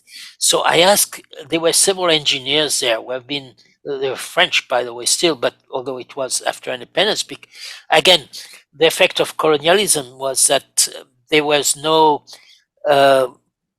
much educated people there in engineers and locals, so they had obliged to hire foreigners like me, and I asked them, why those setback? So one of them told me, well, maybe one day we may want to pass an easement or a new street there, and so it would be convenient not to demolish any building. It would be cheaper. So to pass a new street between two buildings. I say, but have you ever done it? He says, no, but it could happen. And I say, well, yes, but it's a very expensive thing. And finally, I realized how stupid this thing were, especially seeing the beauty of the traditional architecture of, and then again there was this cultural thing that a detached house in a suburban area in the West, it's a house which look outside, and the tradition in the Middle East is that a house look inside. You have a courtyard, and it makes sense not only in terms of culture and privacy, but in terms of climate. You in the courtyard, because you have some dry winds and all that, so you can create a microclimate. You can raise plant little trees; they will be sheltered from the wind, things like that. I mean, it makes a lot of sense, and it was again 1,000 years of tradition. This is something that strikes me in the U.S. land use context: is we have incredible geographical climatic variation between a place like Arizona and New Jersey. Right, but the R1 zoning district will look broadly exactly identical, the same. Yes, right? that's interesting. Yeah, that's pretty interesting. bizarre. Yes, That's right. Yes, yeah, that's right. Because for the same thing, just not tradition. That's the way people think their building is look like. And so they rebuild it. Yeah. Mhm. So that But for me. you bucked that tradition, right? I mean, you pushed back a little bit on some of these rules, right? Yes, right. Yeah. Then I was very naive. After 2 or 3 days signing those letters, because I had the secretary, has been, working for public work for 40 years, all her career. She was close to retirement. And so she will herself look at the plan, and she will see all the things where they didn't fit the Code de l'Urbanisme. And so she will prepare a letter for me.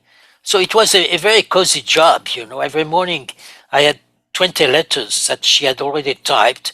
I only had to sign, and usually rejecting the building permit because the setback was not large enough or something like that. The window were not large enough. And so the first 3-4 days, I was so impressed by this kind of thing that I signed, but I was very reluctant. At the end, I said, "It's terrible. I'm refusing." There are few people asking for building permit. Most of them were informal and illegal, and then there are few, and I refuse them. And because they are building much worse building than I impose much worse building than the one they would build without the regulation. So I was naive. So I went to see the prefet. The prefet in again, it was Algeria, but it was still the French administrative structure, is a representative of the central government in the province, and so he's the chief of all the civil servants, and I was one of them. And I asked him, naively, I told him, "Look, this regulation makes no sense. I'm an architect. Allow me to use my common sense to refuse or accept a building permit." It was terribly naive proposal, well, criminal even, so maybe probably. and and the guy told me, he was a young guy also, as inexperienced as I was as a prefect. He has been fighting against the French for the last 10 years, I suppose. And he told me, well, that's fine. Yes, do it. Use common sense. And so I went back and I told my employees and my secretary, well, from now on, we are not going to follow the Code de l'Urbanisme. We are going to allow people to, if they want central courtyard and to build to the property line, that will be fine. So that created a bit of a stir, but then it became very, very popular. Suddenly people realized, so there were more people asking for building permit because they will be able to build, and it ended up, people bringing gifts to the to the planner, to the inspector de l'urbanisme. So in the form of sheep or chickens or something like that. So that those were auctioned among the employee, which allow them to so they had to change their way of doing business, but at least they had a reward because they had the chance of earning a sheep or a chicken at the end of the week. And have you been back? I had been back but not recently. I've been back 2 or 3 years, but unfortunately, Algeria had deteriorated. Politically, I think the fight for independence was too harsh, and in a way, it gave the military. The military dominated completely. Not politicians.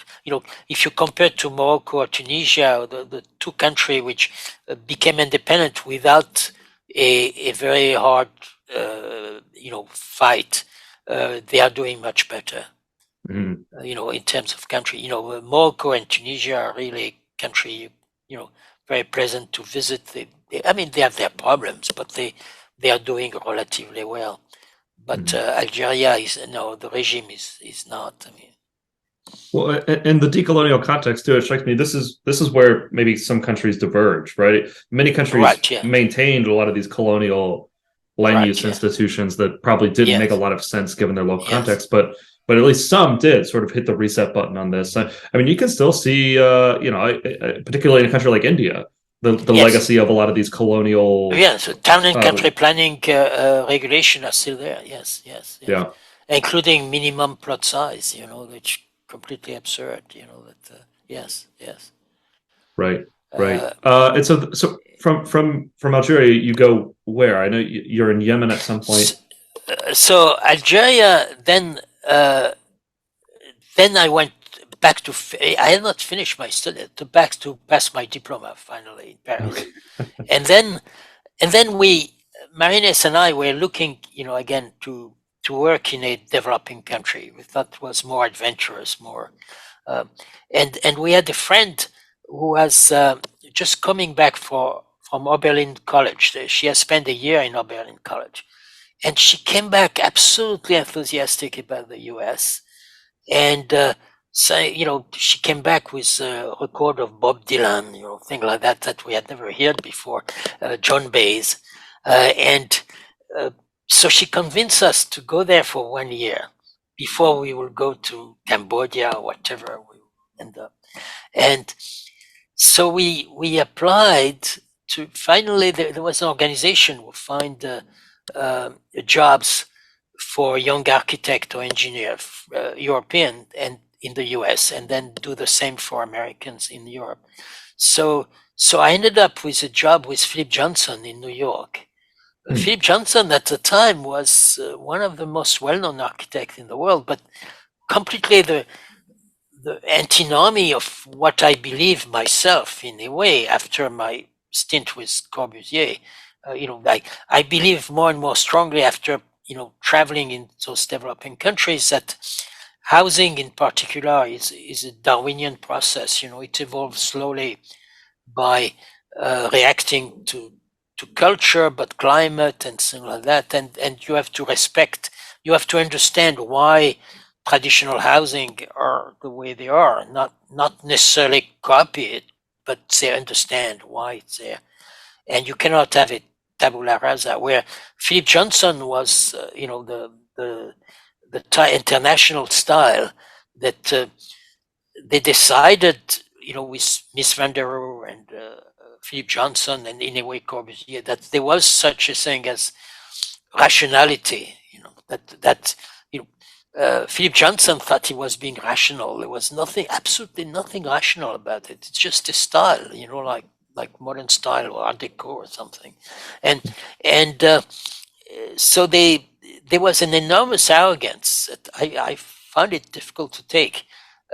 It was a nice experience because I've never been working in a luxury building like the Seagram building, and it was a delight to work there. With inside the Philip Johnson office, they were I remember Castle, they had a lot of pop art inside the thing. They had also, if I remember well, a Giacometti sculpture at the entrance. I mean, this was this type of thing. So it was a very new experience for me. But I didn't last very long. And I left. But by the way, I was very reluctant to leave because everybody has been very nice with me. And in France, if you leave after 6 months on a job, in your resume, it will look terrible. And my American colleague told me, no, if you have another job, just tell Philip Johnson you get a better salary and it's more interesting and you leave. And I thought, gee, can I say that? And they say yes. And I said it. And they throw a party for me and say, you are welcome to come back when you want, which for a French employer, I would have been blacklisted forever in Paris so that again, the labor market, the American labor markets. And I discovered the advantage of an American labor market. You see, in a French context, I would have been stuck with Philip Johnson for probably 20 years. And so I would have been designing staircase, maybe, I don't know what specialty I would have, or doing rendering because I was with the Beaux-Arts. And I would have been bored to death, but say I have to make a living. And not being able to change job because you destroy your resume if you change job. So that and after that, then went to the planning commission, and Department of City then Planning, right? the Department of State Planning, Mayor Lindsay had created a special group which was not made of civil servants to have more flexibility, and it was called the Urban Design Group. Mm. The It was a time of advocacy planning, and I think, if I remember well, it was a New Yorker who called us the establishment advocate, you know. Mm. And so we one of the main accomplishments of this group was the protection of the theater district in Midtown. They they increase floor ratio for developer who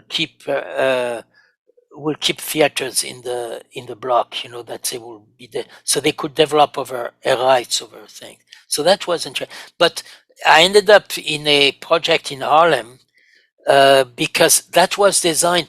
First, I thought it was a MIT. It was designed by Columbia University, a group of professor and student, and to renew again. It was urban renewal in Harlem, and it was to redevelop the around the Park Avenue, on the block, Lexington and Madison, and to build a vault above it and build a skyscraper above the vault. And so I was not asked to design, that was designed already. I was asked to go into the community and sell the idea. And I realized how stupid the thing was. I designed an isometric of the thing with the topography, and when I designed it, I realized, and the objection that the community made were completely realistic. And there was this idea that, at the time there were a lot of, especially drug problem in Harlem, and the idea that you take drug addicts and people who are living in those two blocks, and you put them in nice apartment, and the problem is solved. That what surprised me too, by Environmental the way, determinism, right? right? Yes, yeah, that's right. Yeah, and what struck me too is that normally in poor area, I've never been in a poor area where the housing was so good. Most of Harlem is still brownstones, which are absolutely beautiful building. And so you could be very poor and living in a brownstone. Of course, you have 8 family in one brownstone, probably, or something like that. But it's still a beautiful building, and the environment is not worse than in the other part of Manhattan. You have parks, you have things. What is bad is a concentration of poverty in one area, and drug addiction, bad schools, garbage which is not removed, etc. But so those problems are not solved by design. I mean, they're solved by management of the city. So that was, and then suddenly I found an advertisement for a job as urban planner in Yemen. I thought it was a nice break, and I had the luck when I went home after seeing this advertisement to have a wife who told me, "Oh, Yemen, yes, why not? Sure." And we bought. There was a National Geographic issue on Yemen just 2 or 3 years before, so we bought it, and it was beautiful traditional building. The National Geographic was saying that. So we went to Yemen there, and we stayed 3 years there, and we enjoyed it very, very much. It was but on New York, very quickly. I mean, it seems like you were working and planning in New York in a very, very tough time for the city. I mean, yes, right, yeah. So yes, this right, was the this was what the so yeah, it was 68 to 70. So okay. assassination of Martin Luther King. The Chicago Convention was a riot. The assassination of Robert Kennedy. Then I mean it, and the constant protest against the Vietnam War. Columbia University practically was a was a complete constant riot. With there was it was a pretty dramatic time. I mean, you have like population loss, I mean, pretty dramatically underway in New York at this time, and that's a planning issue that you also sort of raise in your book. Of course, New York City's bounced back, but planning in a context of population shrinkage is incredibly difficult, right? Yeah, we don't know how to handle that. Yes. Yeah. It's a bit like inflation and deflation. Inflation is bad, it creates problem, but deflation, like the Japanese have known, we don't know how to handle deflation. And the city is the same. And I have never confronted that, by the way, on a long span, except when the last time I went working in Russia as a consultant, it was 10, 15 years ago, maybe 12 years ago. And so I was working mostly on the new master plan of St. Petersburg and Moscow, asking advice. And they came to me and say, we want to close 60 cities. Could you advise us on that? And closing 60 cities in Russia, because they were cities which were created at the time of the Soviet Union, mostly to be away from potential bombers from NATO. So they were somewhere in Siberia. They will have the largest factories making tractors, for instance, but in the middle of nowhere. So of course, the Soviet Union could do things like that, and because there were no labor markets, also people were told to go there, and then of course, in a modern economy, you cannot support cities like that. The larger tractor factory in the world was nice for the Soviet Union. It is not nice for globalization. You don't have in the middle. So they had to close those cities. And I told them I have absolutely no experience. I mean, I'm willing to look at the problem, but and then after that, I some years after, I visited in Japan, the city of Toyama, which is a very nice one city of 1.5 million, and they were losing population. And the mayor explained to us what are the problem of losing population. That you have more and more empty buildings that you have to demolish. You want to regroup the population toward the center because they end up living in area where half of the people in the block are gone. So you cannot, it's not economic. And then it means that the asset of the people who are moving back are worth zero. Normally your house is always worth something. And here so it's the mayor explained the problem they had, and they were doing really relatively well, but say with big subsidies from the central government to do it. And I didn't see any solution, except slowly. He was trying to create amenities to keep the younger people from going to Tokyo, but unless you are interested in geriatric, if I was a young Japanese, I would have moved to Tokyo in no time, rather than stay in Toyama, even if they create a new cinema or a concert hall. I mean, that will not have kept me in Toyama. Well, so, and so I think that, I mean, that's the other, I think one of these other great epochs that you work in planning through is the transition from communism back to sort of market-based economies. But I want to sort of close the loop on the decolonial discussion and some of your work in Yemen, right? So of course, Yemen is a deeply troubled recent history, but at the time you're living there, working there, helping them with some of the well, it was one of the few countries which has never been colonized. There was a brief occupation by the Roman. We'll call it Arabia Felix, the happy Arabia, and then the Turks, I think, managed to occupy it for 40 years, and that was it. And they left their music. The music that they use is very much derived from Turkish music, but that's about it. So, and it was a theocracy. Then there was a revolution. And at the time, so there was a civil war. And then when I arrived, the civil war has just ended. And they made a government made of the two sides, So my boss, Minister of civil work was a former royalist, but say other ministers will be Republicans and all that. But it was a medieval country, but consistently medieval, so it works relatively well. You know, again, you'll have to switch a bit your culture for some aspect, but it was. And what struck me was that there was really unanimity in the government with some corruption, but they wanted to do something. You know, they wanted to improve things, and because the Yemeni have a tradition, you know, the aristocracy is farming. It's not nomads. It's farming. So they like physical work. So when I decided that the most important job for me, the city, by the way, was growing about 7% a year.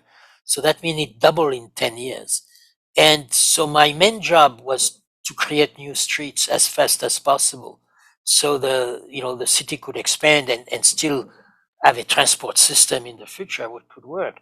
So I was not, I've learned surveying at the École des Beaux-Arts, but I never practiced very much. I knew just theory, but I had I had a transit, and I surveyed, very quickly, trace streets, and at the end, to do it faster, I would just do it with my Land Rover. I would put a rebar at the back of my Land Rover, and I would drive, and that would be the axis of the street. And then we'll discuss with the neighbors whether we put 6 meters on both sides, or 8 meters, or 20 meters, and that. So it was done on the site like that. And I worked a lot on housing there too, using traditional building material, avoiding any type of regulations except connection to the street. But except for that, I thought that Yemeni had a tradition of building which was excellent. They build in mud, stone, or bricks. Again, it was developed over 4,000 years. There was no reason to interfere in that. And so, there were no, I tried to avoid any type of land use regulation. Except nuisance, there was a small industrial area for some industries, but except for that, no. And the emphasis was really, as the city expanded, to make sure that there was a network of street which would allow people to move from one part on the other. And which city were you working in Yemen? I was in Sana'a, based in Sana'a, but I was only architect and planner for the entire country. So I will move, sometimes they will ask me, for instance, there were villages, or small town, which were in the mountain with no vehicular road. And they will ask me to come and locate a school for them, and plan the school. So sometimes it will take me two days of walking, which I love doing. And I will arrive there in this village high in the mountain, and select a spot for the school, and I would trace it on the ground with lime and things like that. So that was a type of thing. I mean, it was adventure, but it was delightful. Marinus and I absolutely loved the Yemeni. It was a culture which was consistent. It was very different from ours, but they were very tolerant, by the way, extremely tolerant for us as Christians and foreigners. For instance, during Ramadan, they will bring us tea at the office, although themselves will not take it. They say, no, you are not Muslim. You have to drink tea. You are our guest. I mean, there was very, very moving. We love the culture, and it's so for us it was so sad to see this culture destroyed completely by absurd war. It's the work you're doing in Yemen. I mean, it seems to me this is very, this is nuts and bolts city planning, right? I mean, you're planning out street grids and sewer. So it was very different from Harlem, talking to the community and getting nowhere for good reason. And yes, it was really the basic thing. And the UN thought that I was doing a little too down to earth.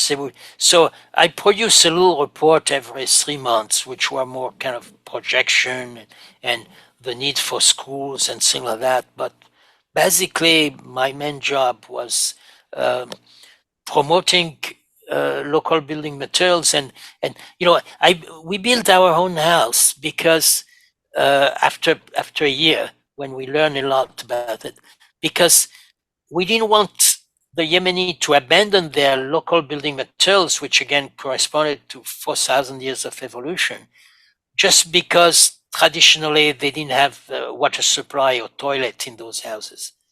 And so we built the house using completely traditional vocabulary, let's say, but organized in such a way that there was a modern bathroom and a modern kitchen.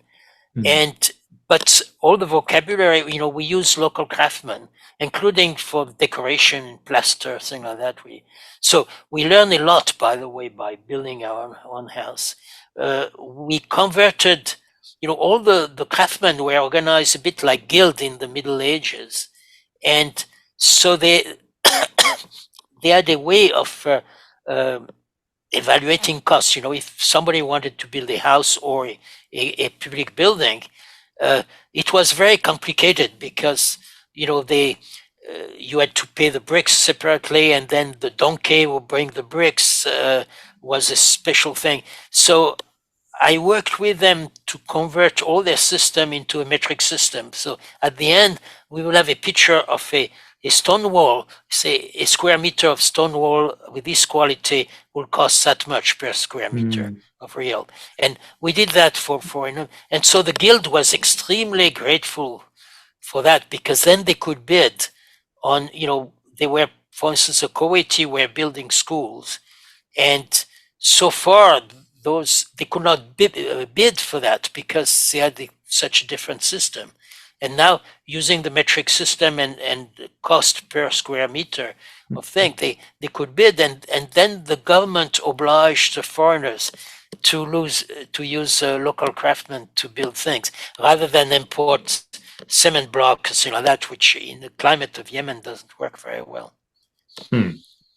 Yeah, and that's a type of standardization that respects, I guess, the processes already exist. It's just right. slotting. Yes, and extremely skilled people. You had those stone masons who will build building 5, 6, 7-story. They will be standing on the edge of the roof and of the wall, and they will cut stone, and you could not put a razor blade between the two stone after they have been cut without cement. So that type of skills, when they are, in a way, all the cost of a house was practically entirely labor. Because they dug the stone, they had the basalt quarries just around, so they dug the stone, and they assembled them, and the quality was very high. I put in at the beginning in the houses and in my house, I put thermometers everywhere on the roof, on the different part, and to measure the different, the temperature during the night, during the day, because all the plateau is high altitude. Sana is at 2,600 meters, so the nights are cold, especially in winter. The nights are cold, but during the day it's hot. So this material provide a thermic inertia, by putting thermometer like that, we find some optimum things in terms of thickness of roof, a thing like that, to take the maximum number. So the Yemeni absolutely love that. When I went back to Yemen for the World Bank several years later, I ran into a Lebanese engineer who was working there, and he says, "Isn't it terrible, this country? The government still insists to use local building materials for buildings, the local style." I say, "Oh, yes, they do. They could." Yeah. Great. So after Yemen, what's next on the fairly tame agenda? After Yemen, in my last year in Yemen, I met a guy from the World Bank who came he was building school too. It was a school, and I was very impressed by the team of the World Bank. The way they did project, their cost, the way they presented things, and so I work with them very closely because also I know all the cost of building and land and things like that. And so they told me, well, when you are finished with Yemen, McNamara is creating an urban department, and you will be a very good fit for that. Robert McNamara, former Secretary of Defense. Secretary of Defense, yes. Was then the head of, and he was very interested in urban. He thought urban was important, so he created that. So after 3 years in Yemen, the UN normally will have renew my contract another 2 years, and but I decided professionally that although we love our life there, we had a lot of friends, but professionally, I had no feedback at all. The UN provide me, the UN, for them, the government was happy with me, so they were happy with me too. I had good relation with government, so that was fine. And and the government, the Yemeni, again, liked us, so they will approve of whatever we were saying, in a way we are doing, but we never had any professional feedback, nobody to discuss really what we were doing seriously. So I decided that we have, we have to leave. So we left. And so I passed through Washington. I had an interview with the bank, and they decided to, offer me a job. But then at the same time, there was another job with a consulting firm in Washington to do the master plan of Port-au-Prince, Haiti. And we thought, gee, Haiti, that's a really different culture. We like different cultures. So that compared to Yemen, and it's an intriguing country, that with also a very different culture in the Caribbean. And so we decided to take the job. So I told at the bank, I told them, well, I decided not to take the job at the bank, but to go for 2 years in Haiti to do the master plan of Port-au-Prince. The guy was absolutely furious. He told me, what, you refuse a job with the World Bank to work in Haiti? So I said, well, after 2 years in Haiti, I will know more about developing countries, and I will have more experience. I will be more useful to the bank. And the guy said, after 2 years in Haiti, you will be useless. And then he hung up the phone, and I thought, well, that was it. And indeed, Haiti was, it was the most comfortable place, the most beautiful place we have ever been in. It was a time of baby doc. But then I realized what corruption is all about, and that there is a limit to what you can do, even as an urban planner doing basic things. It was the most depressing thing I have ever seen. Although again, food was wonderful, climate was wonderful. At the time, there were no crime practically because dictatorship. So the environment was wonderful. You could, in less than 1 hour from Port-au-Prince, you could be swimming in the corals, beautiful corals in the sea. There were still forests. The environment was not destroyed as it is now. It was a beautiful place, and people were interesting too. But the very educated people were completely corrupt. You could not do really anything. And so it was very depressing. So after a year and a half, how did that intersect with planning? I mean, the corruption. Well, for instance, say we had decided in our team that we didn't need to spend 2 years to develop a plan. We could identify in a few months what we call immediate action project, and then we could develop then the traditional plan over those 2 years.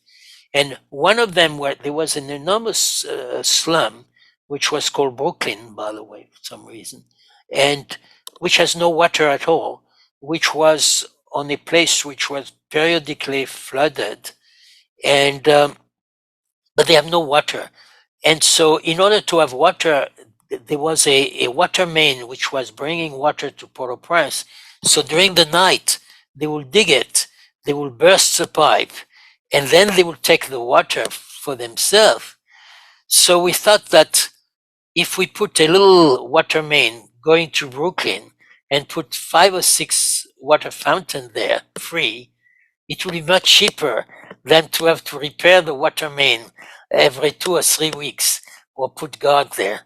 And so we found immediately NGOs who had the money, who could do it. That was a perfect project, water supply in Islam. So they bought the pipes. The plan was ready. Our engineers had designed the thing. It was very simple. And the pipes get stolen by the government. And our water engineers tried to make fuss about it. And he was told, just shut up. If you don't shut up, your family even will be affected. He took the plane the next day with he has 2 children and a wife, and he left the country. And there was constantly this threat when, there was Baby Doc at the time he bought a house at the top of a mountain which dominates Port-au-Prince, Mont l'Hôpital, and he wanted to have a nightclub up there, and he wanted to have a road to go up there because there was a road from the back, but he wanted a more direct road. And this was erosion was terrible there, so the main thing was to prevent development. The slope was extremely steep, so a road would have created more erosion, more development. So we said, no, it's not a good idea. We couldn't do that. There would be flood in Port-au-Prince all the time because of it. Again, we were threatened. It was very, very unpleasant. And again, our counterpart was charming people. We were, they were wonderful diner companion. They were cultured. We will discuss classical music. One of my counterpart was an architect. He had studied in France. He had studied in the US. I think he went to Columbia University, and then on top of it, he had a degree from Juilliard School of Music. He was a violinist, specialized in Wagner, by the way. So you see, very cultural, and at the same time, part of the system, So after a year and a half, we left.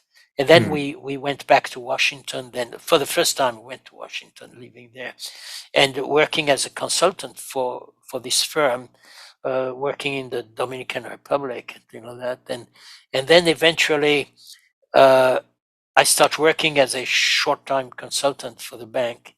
They thought I was still useful after a year and a half in Haiti.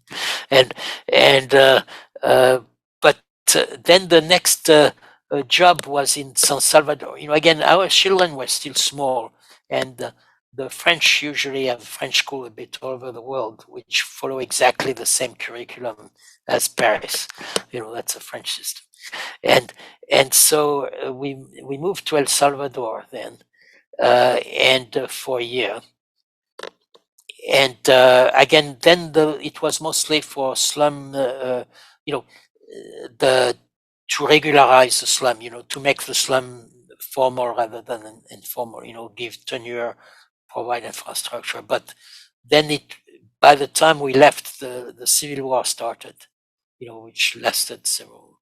But it was a very interesting experience, again, here to understand, again, this spontaneous aspect, especially what they call colonias ilegales, which were, they were not slums really. They were people who will buy a piece of land from a farmer, and the farmer usually provide some right of way from streets, sometimes staircase because it was hilly, but in area where the planners decided should not be developed for no reason whatsoever, and or because the lots were too small. So those were illegal, but the people then built themselves very nice houses there, very looking even colonial houses, we realized there too. What I learned there is that housing is not only shelter. Housing is a social access. It marks your place in society, and that's why we found that a lot of people were spending a lot on the facade, so it looks middle class houses with some details of colonial architecture, because they say that give, when we live in this street, then it gives us a better name. If you live in a very bad Tugurio, a slum, you have even difficulty in employment. People make fun of you at school because you live in the street. So it's a social, it's a social acceptability. That's why, by the way, housing, when you try to build housing for the poor, which looks completely different from the rest of housing. For instance, at the time, the idea was to build Buckminster Fuller. It was very cheap. In bamboo, you could build Buckminster Fuller domes and house a lot of people like that. The poor don't want that, a young architect or a lawyer will be delighted to live in a Buckminster Fuller dome, but not a poor person, especially if only the poor live in Buckminster Fuller domes, even if it's very, very cheap and very efficient, which it is not, by the way. So you have to consider housing that way, that it's a social accessibility. It's a way for migrants to integrate themselves into the city, and the way it's perceived by their neighbor is very important. Right. Well, I think this also helps to explain that seemingly universal impulse toward folks trying to segregate communities or impose some level of housing cost, right? Yes, a minimum on their neighborhood, right? Yes, there's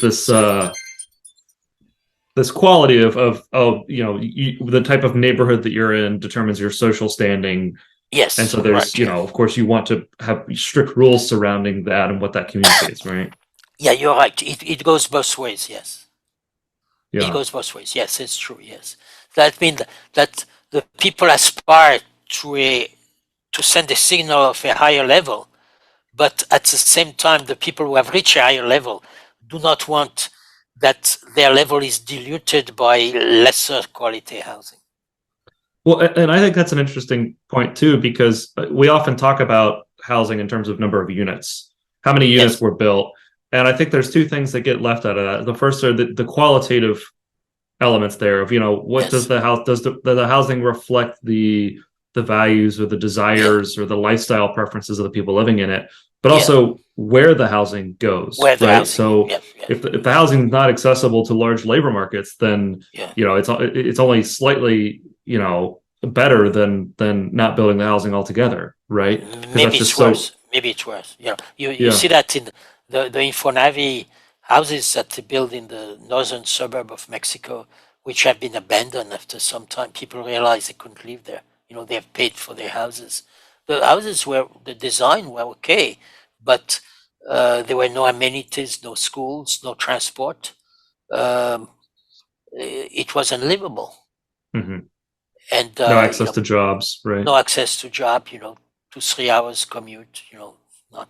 So the people abandoned those houses. I mean, it's this, I've never seen that before. And there was no market for it. Sometimes when you give relatively good housing to subsidize housing to poor people, then they tend to sell it or sublet it to other people who are more interested in it. But in this case, they couldn't find any buyer. There was nobody who wanted to live there. Mm-hmm. Well, and I think that there's when I read your work, I think there's two real paradigms here, right? I think there's the first paradigm, which is let's tell people what to do and that will work out and we can plan around this master vision. Yes. Yeah. The alternative is people are going to do what there are certain locational preferences that they are going to find a way to satisfy one way or another. If for example, if our plan says this particular farm cannot be subdivided for a neighborhood, but just there's overwhelming demand for housing in that particular area for some reason or another, there might be some health or safety reason why you don't want housing development there, but you're probably going to have more success if you say, okay, given that this is going to be housing, what planning what infrastructure, what regulations do we need to make sure that that housing is safe? Right. Yes, I mean, yes. they're very different approaches to change. Yeah. One is trying Yeah. to dictate Yes. change, and the other is responding to change and That's right. accommodating Yes. change. Yes. Yes. Yeah. We found that in a case like that in Madras, for instance. Chennai. Now, at the time, there was an area where it was low-lying, relatively close to a river, where people would build slums, but it was periodically flooded. So the government first say, well, we don't want, we have to prevent. So periodically they will send the police and a bulldozer and they will build those things. So that means people get poorer every time. But every time the location was so good in a way, in spite of its environmental problem, that there will be new housing there. So finally we found that if we built a small dike along the river, then this area will not be flooded anymore. And relatively it was not that expensive compared to demolishing housing every 2 or 3 years there, or trying to relocate the people in some suburbs. So sometime, some infrastructure that you will do anyway in a city. If an area is flooded, you build drains so that it will not, or burns or whatever, so that it will not be flooded. So it's a normal function of the city to do this type of thing. Precisely, you see, again, I get back to my first concept that infrastructure have to follow the people, not the people follow the infrastructure. Right, right. So this is the type of work that you're doing in San Salvador. Yes, right, yeah. And San Salvador was mostly to regularize those slums. I mean, there were 3 types of slums. So some were in bad location, then it was sometimes difficult to prevent, especially collapse of, hills. So then those have to be moved. But many of them were not, and then those would be to accept, to convince the government to accept that this were regular thing. They were, even if they were not squatters. All those people had a piece of paper saying Mr. Lopez sold this piece of land to Mr. Rodriguez for so many colones, and so they had a piece of paper which was not legal, but they bought the thing, and there were streets. They were, and so that's and the idea that the government eventually will put water there and storm drainage, and will recover part of the cost from the inhabitants, and they were ready to pay for it, because again, these things. And unfortunately, then the civil war started, and the government took a terrible decision. They wanted to have a ring road around San Salvador, and they decided to put the ring road through those illegal subdivision, because they say it will cost us nothing. We don't have to compensate them because they are illegal, and they demolished thousands of houses which were really brick houses, middle class, which had been built with the sweat of their brow over years. And I think this accelerated the civil war. The young people who were living there, and they have seen their parents build those houses bricks by bricks, and suddenly bulldozer arrive with the army to say you move because your piece of paper is not valid. Those people then take to the hill with a gun, and then you start a terrible civil war. Well, and during this period too, there was pretty large migration into cities, right? Yes, right. Yeah, yes, right. Because, by the way, the economy was, when we arrived, the economy was doing quite well. Salvadorian are very hardworking people, very enterprising, and we thought that this country in 5 years will be a middle class country. Because we could see this enterprising. There was very little crime when we were there. Our kids will move around. They were 10 years old. They will go to see their friend in the neighborhood by themselves. We will not. They will know.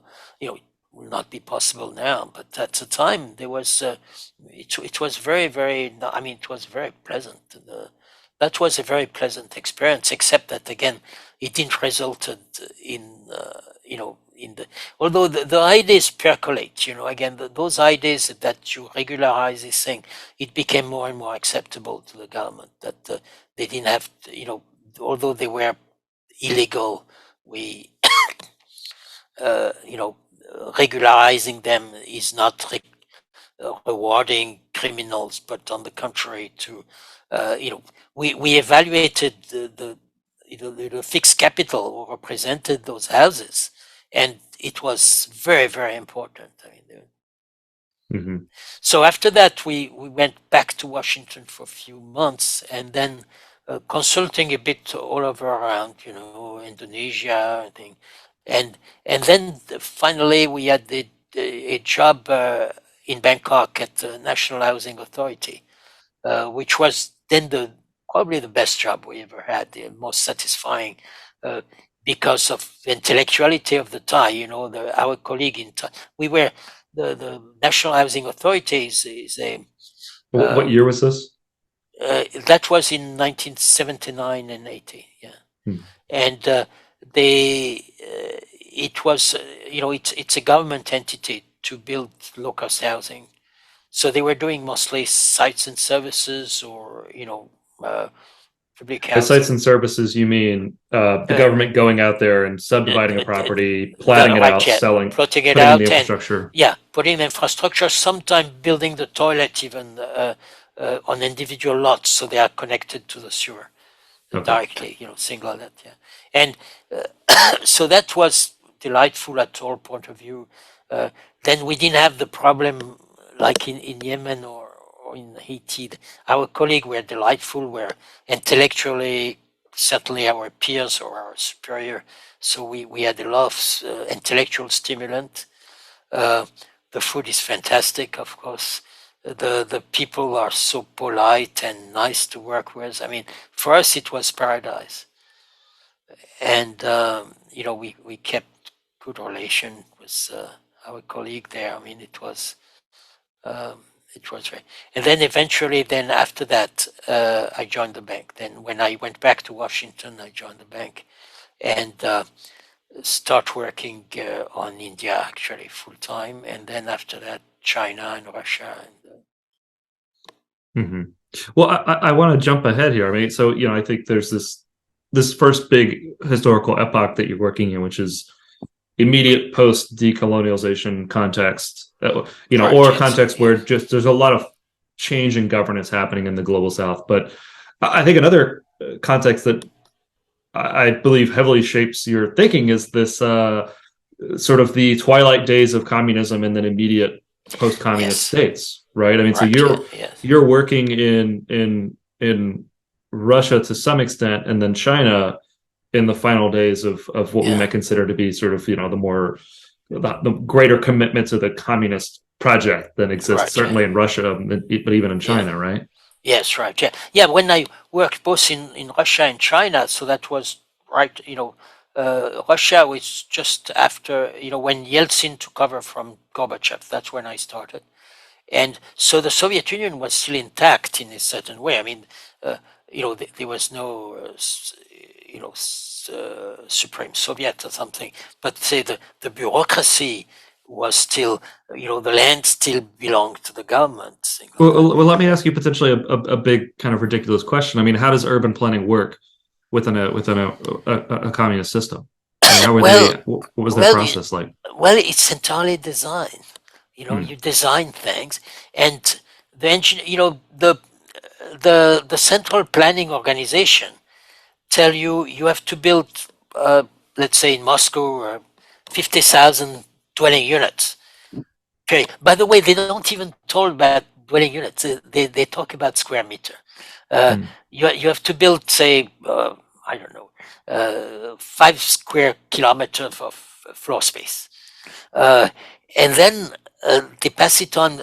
There are those vertical monopoly, which was called the combinat, where basically you have an enterprise who have sand quarries, cement factory, steel mills, and they build housing.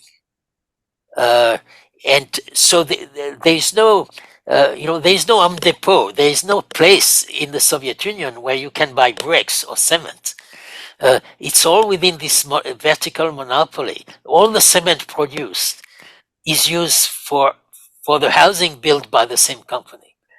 So if you see a guy in that Russian told me that, if you see in a dacha a guy with a cement bag, he has stolen this cement. He has not bought it. He has stolen it from somewhere, because there is no, this vertical monopoly. So they build housing.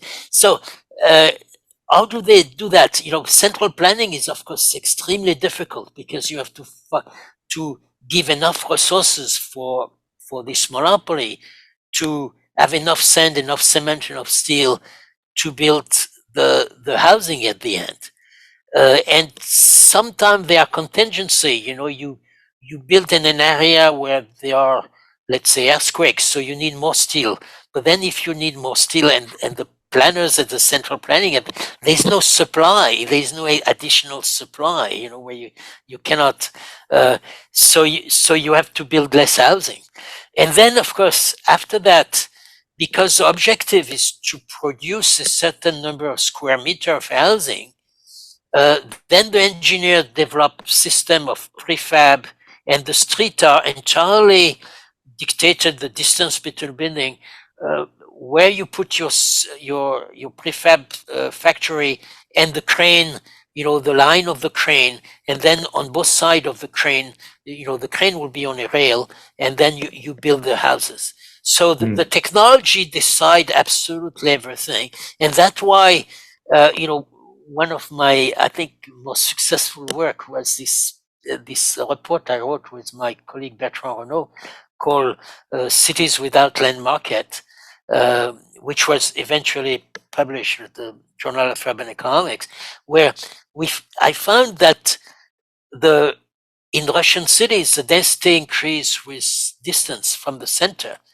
And it's entirely due to, first, the land belongs to the government, so you cannot recycle it. If you have a factory in the center, which was established in the 19th century, center of Moscow, and you produce shoes, let's say there, you like, as a director of the factory, you would like to move it in a suburb where you will have more land and more modern machinery. In our system, the value of the land will pay largely for moving the factory.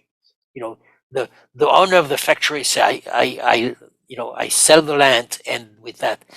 But in the Soviet system, the land belonged to the people, so you cannot sell the land. You have to request the government to move your factory. You have to make a case saying, well, I'm producing 10,000 shoes a day, and I need so many trucks, they cannot access where I am. I would like to move to the suburbs. And so to the government, this is a cost. It's not, there's no, the productivity, because the price are not used, the price of the shoes you sell have nothing to do with the input. You cannot even use productivity as an argument for moving. So the government will probably not move your factory. So you end up with factories.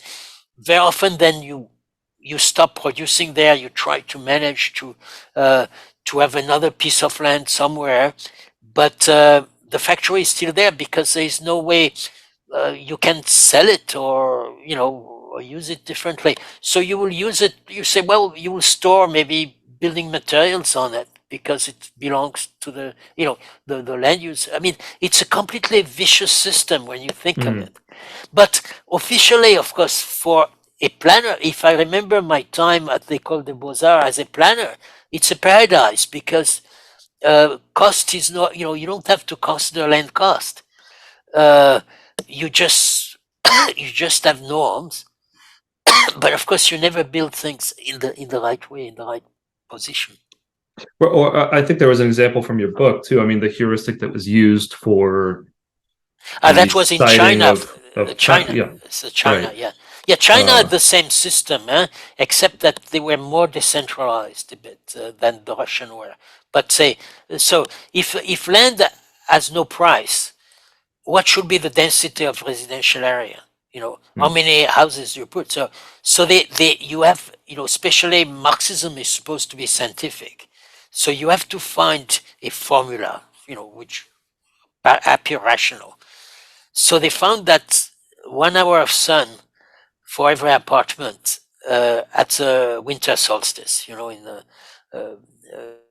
December 22, every apartment should have 1 hour of sun. So that if you know, in China at the time, they could not afford lift, you know, elevators. So that, and they had up to 5-story walk up. So that's decide, you know, in fact, the latitude entirely determined the densities of residential area. Whether you are in Beijing, at the same latitude in a small town in Mongolia, Indian Mongolia, you will have officially exactly the same density as in the center of Beijing. And but if you are in the south, the density will be higher because the sun will be you know, higher in the sky. You know, you'll have more sun, so you can. I wonder if you could find any evidence. You know, I don't know how long this policy was in place, but I wonder if you could find any long-term evidence of efficiency benefits from that. That, you know, in southern Chinese cities, they just allowed for a much higher level of density, so you get some of these urban benefits that you maybe don't get at the higher latitudes. Right. Yes. You know, to be sure that, I mean, I knew that was the case because I work. You know, when I work in China for the bank, we were investing in land development. So I knew these rules, but I knew also that the farther you get from Beijing, the more you cheat a little on the rules. And in fact, the densities as you go south, you know, I documented it in the book, just maybe anecdotically, by taking a Google Map, measuring thing on Google Map. And I thought that when you are close to Beijing, you strictly follow the rule of the 1 hour of sun. And when you go south, you cheat a little. I mean, you still do it, but so the density are higher. So you see, if we apply that to the United States, the density in New York will be less than in Houston, for instance, because of the height of the sun. You know that. Yeah. I mean, but these are the types and of of course, strange... it's a completely, you know, in a way, people cannot argue, say, well, 1 hour of sun, yes, it's a minimum, it's not a bad thing, but in a modern city, it doesn't mean anything. It will be at noon where nobody is home anyway. You know, it's the heating system now in a city like Beijing is not dependent on the sun, thank God. And you know, in summer it may not be a good thing to be in this. I mean, so it's better to have a better infrastructure and to allow people to build wherever, you know, even if you are in the north, something like that. Well, and just give people choices about those trtrade-offs, right?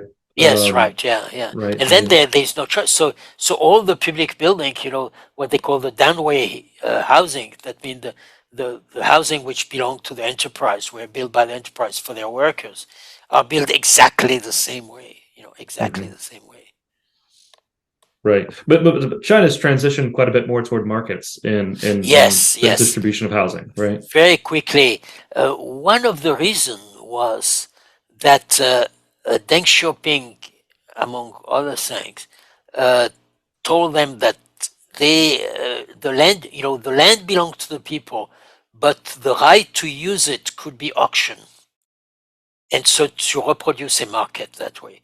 And it happened that the mayors of cities, they didn't have, you know, they didn't have a property tax, so their only resources was to sell land use right to enterprise and to housing, and very quickly they understood location, you know, the cost of location, the price of location. So that's why my contention that many mayors in China understand markets, especially real estate markets, much better than American mayors, including our former Mayor de Blasio, who I think didn't understand market very well.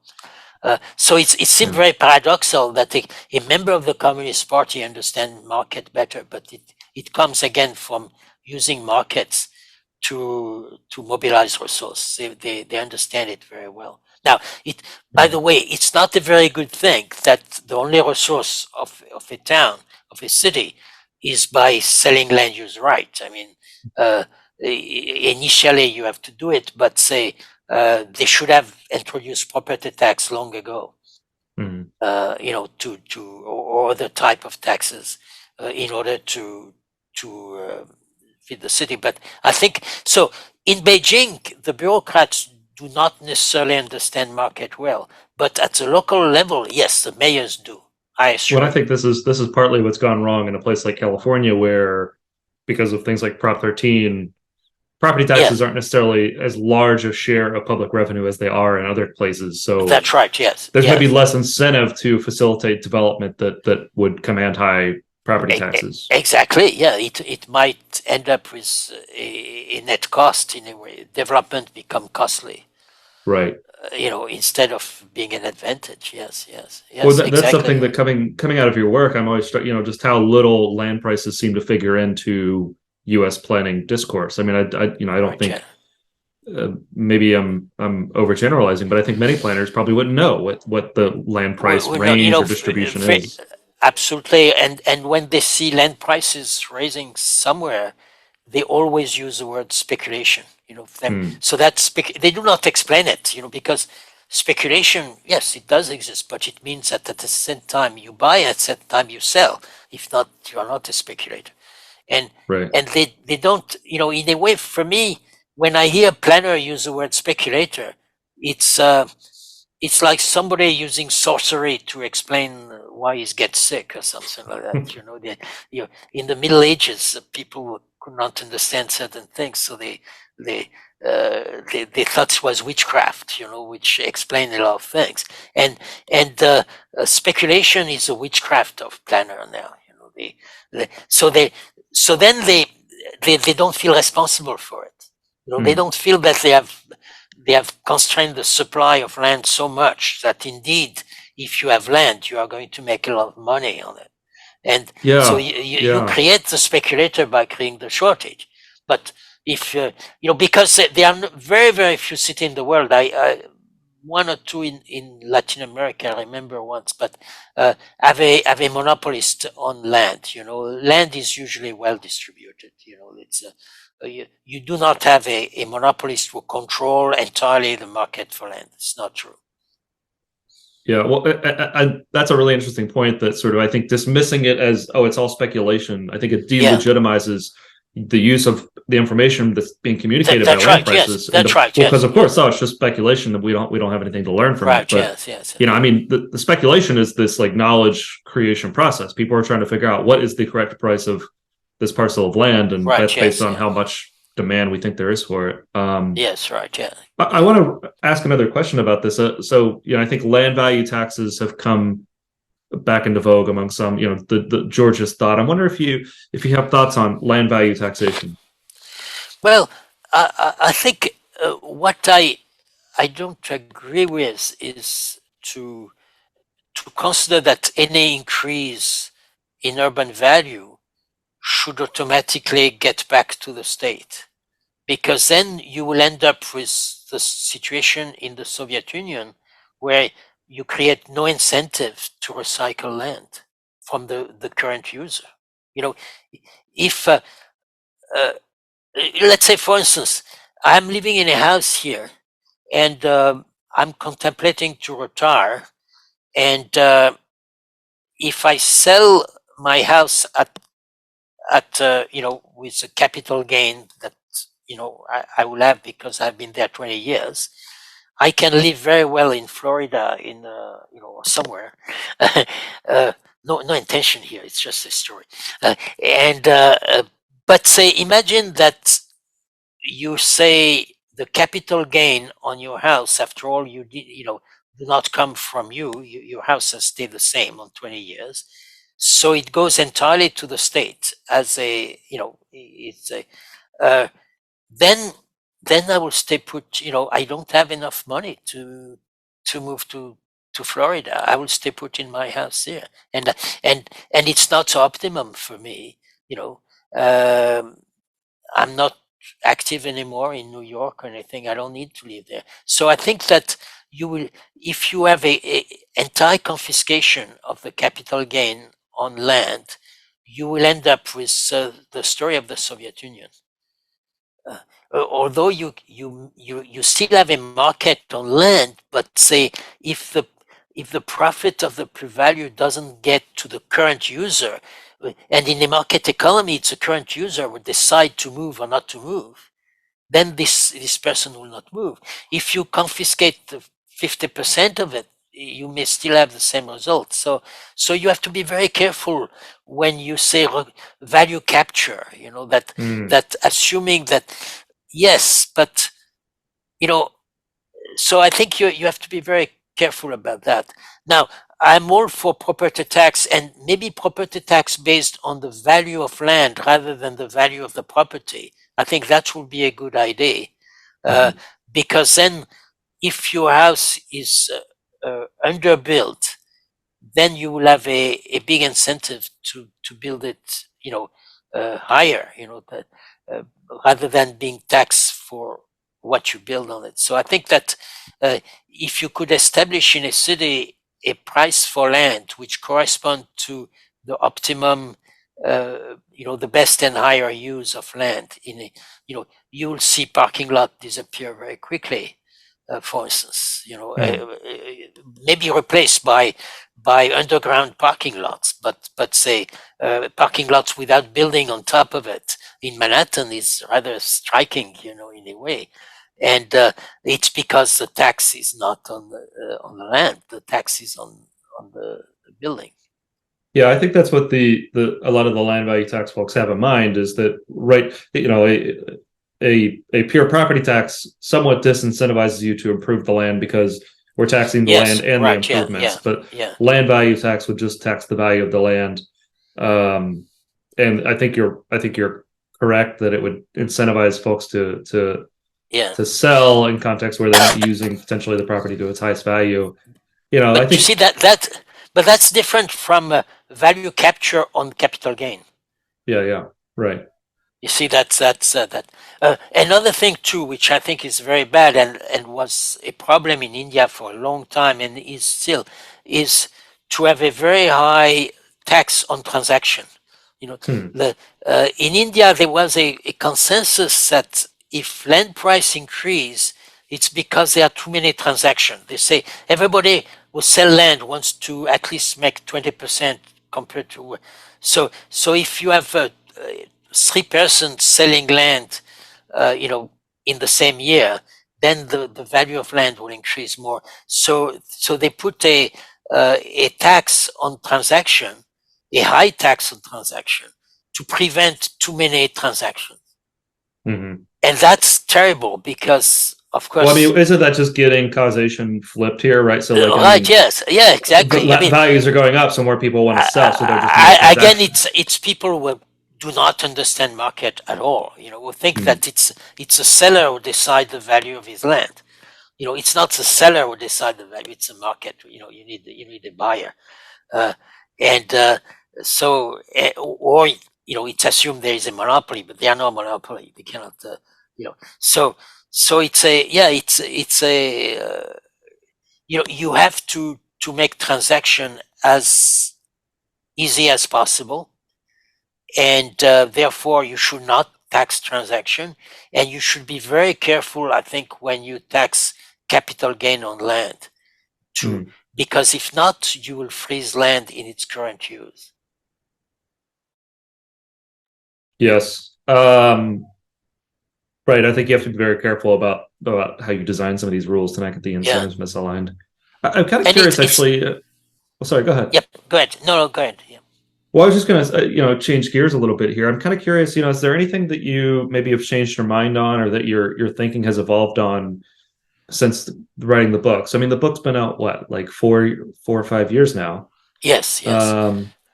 Yeah. Well, the pandemic, if I had written the book after the pandemic, I would have taken a bit more seriously than I do the working from home. That I would have been, my attitude now is that we really don't know. We have to monitor very carefully what is happening. And it's possible that we may have different organization of cities or work, but we should not plan for it. We shouldn't plan to say, well, everybody is going to work from home. We don't need transit anymore. We don't need, I don't think that's true. I think that we have to monitor very carefully what is happening and adjust and what it means too is that we should have even more flexibility in our regulations. Imagine that a lot of people start working from home, especially around New York, for instance, or go to the office only once a week, for instance. It will mean probably they will need to meet people where they are. They cannot stay home and just watch television or be on Zoom. So that will mean more amenities, more commerce, more meeting place in cities like Glen Rock or Ridgewood or whatever. And right now, the zoning will not allow it. Mm. So you need more flexibility to see what happened. If you have this rigidity built in, although the people land use change, it may paralyze it. It's a straitjacket which do not allow to observe. Again, I get back to my principle that it is the people who decide where to live and where to work, and its enterprise will also decide that. And this is what makes the city efficient. The infrastructure and the amenities have to follow this movement. They cannot precede it. It would be absurd to say, oh, we are going to allow more bakery in Glen Rock because people are staying home, they don't go to New York anymore. That would be absurd. You have just to say we have the flexibility. You don't need to plan this. You have the flexibility in case this is the way it works. Right. I mean, you need even more flexibility on land use. I mean, for sure, that's been something that I think a lot of cities are dealing with now. It's funny. I was working with a co-author, Olivia Gonzalez. We were working on our paper on home-based business regulation, and it comes out in March of 2020. And I say to her, I'm like, this is the worst news cycle we could have released this report into. It's going to get no coverage. No one's going to care about this amid this whole pandemic. And she said to me, oh no, exactly the opposite, right? This is, everyone is now going to start working from home, and they're going to be much more interested in this issue. And now I think what happened was many rules that maybe previously weren't binding suddenly became binding constraints on things that people actually wanted to do. And every city and state in the country starts scrambling, how do we amend these codes? Yes. Yes, Well, I'm curious, looking forward. I mean, you talk about this a little bit in the book, but some of the big planning challenges going forward that are on your mind. I'm wondering if looking out at cities, and let's say both in the U.S. and abroad over the next 10, 15, 20 years, what are the things that you think planners are not paying sufficient attention to? I think that the cities which are still growing very fast, and probably in Africa and Asia, and then the cities of Europe and possibly North America, which will lose population, depending, and everything depends on our attitude to our migration. And at this moment, the debate on migration for most people is either you are compassionate or you are not compassionate. It's, yes, it's very nice to be compassionate, but in Europe, managed migration is a matter of survival. Again, I take the example of the city of Toyama in Japan, and we do not have a solution for a city which is losing population, and especially with an aging population. A welfare state with an aging population is doomed. And the more its welfare, the more the young people have to be taxed to pay for the old, the more they will emigrate to a place where they are not taxed that much. So that will exacerbate. So we have to look at now migration. How it is managed, I don't know. There are some models like say Singapore or the Gulf, the country bring people on contract. I don't think it's a good thing because people who are on contract have no, they have no stake in the city really. They are there for 5 years. After 5 years, they have to go back. I think you have to integrate the citizen. You cannot have a class which is just on contract and a large part of the population on contract. So I think that you have to integrate the people, and to integrate people from different culture. They don't have to change their culture, but they have to follow some norms. And I think that the country which bring migrants have to spend money to be sure that those norms are well understood by the people who are migrating there, including, by the way, tolerance toward different culture, religion, morals, and things like that. Well, you raised Africa, and I mean that's we haven't talked about that so far, but in terms of parts of the world where we're going to see the most city formation and the most rapidly growing cities, right? It presumably would be sub-Saharan Africa, right? Absolutely, absolutely, yeah. And so the question for them will be: do they manage to build those cities? Again, not a well-oiled machine like Copenhagen, but at least livable, where they can achieve a minimum of productivity? Or is it so hopeless that if you are a young guy or girl from Bamako, you feel that Bamako will remain unproductive for you for a long time, and you have better just move right away to Copenhagen? Right. And where Copenhagen, again, if you move there, your productivity is multiplied by 10 right away. So that's a question.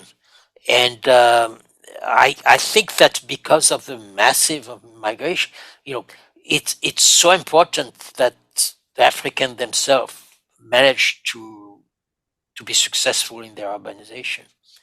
I've been reading some stuff. I mean, I'm not very familiar with Africa, unfortunately, except South Africa, and I've been reading a lot about Nigeria and all the West Coast developing into one mega city. But that will require infrastructure. And so far, the African country have not been very good at developing infrastructure. And where the Asian have, the Asian country have been successful in developing infrastructure. So, and then especially across, in this case, basically, I remember a study, was rather convincing, talking about, a linear city from Lagos to Cote d'Ivoire, to Abidjan, and they were showing the population. I mean, yes, it looks like cluster city in Asia, except that you will need an infrastructure across border, and also to have a free exchange of goods and people across 3 or 4 borders, 5 borders, I think, which is unfortunately not happening yet. So then the only solution will be migration.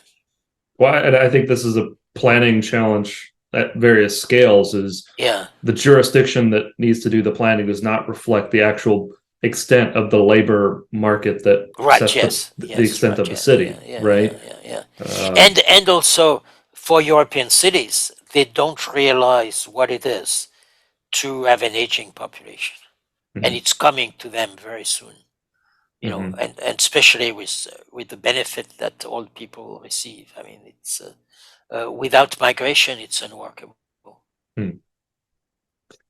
Well, on that note, I think we could probably talk for another 3 hours. And a certain segment of the audience would probably like that. But I'm not so sure. But I think your work has been hugely inspiring, and is forcing a lot of planners to rethink how they approach their work, and of course, with huge implications for housing affordability. So much of the book is about the global South or developing world, but to my mind, there are a ton of lessons there for the U.S. context, where Yes. it's a developed country, but our cities are still growing very rapidly. Yeah. We do have these huge metropolitan labor markets that require much more serious thinking than I think we have today. So Right, thanks yeah. for your work, and thanks for chatting with us. Thank you so much. It was a pleasure.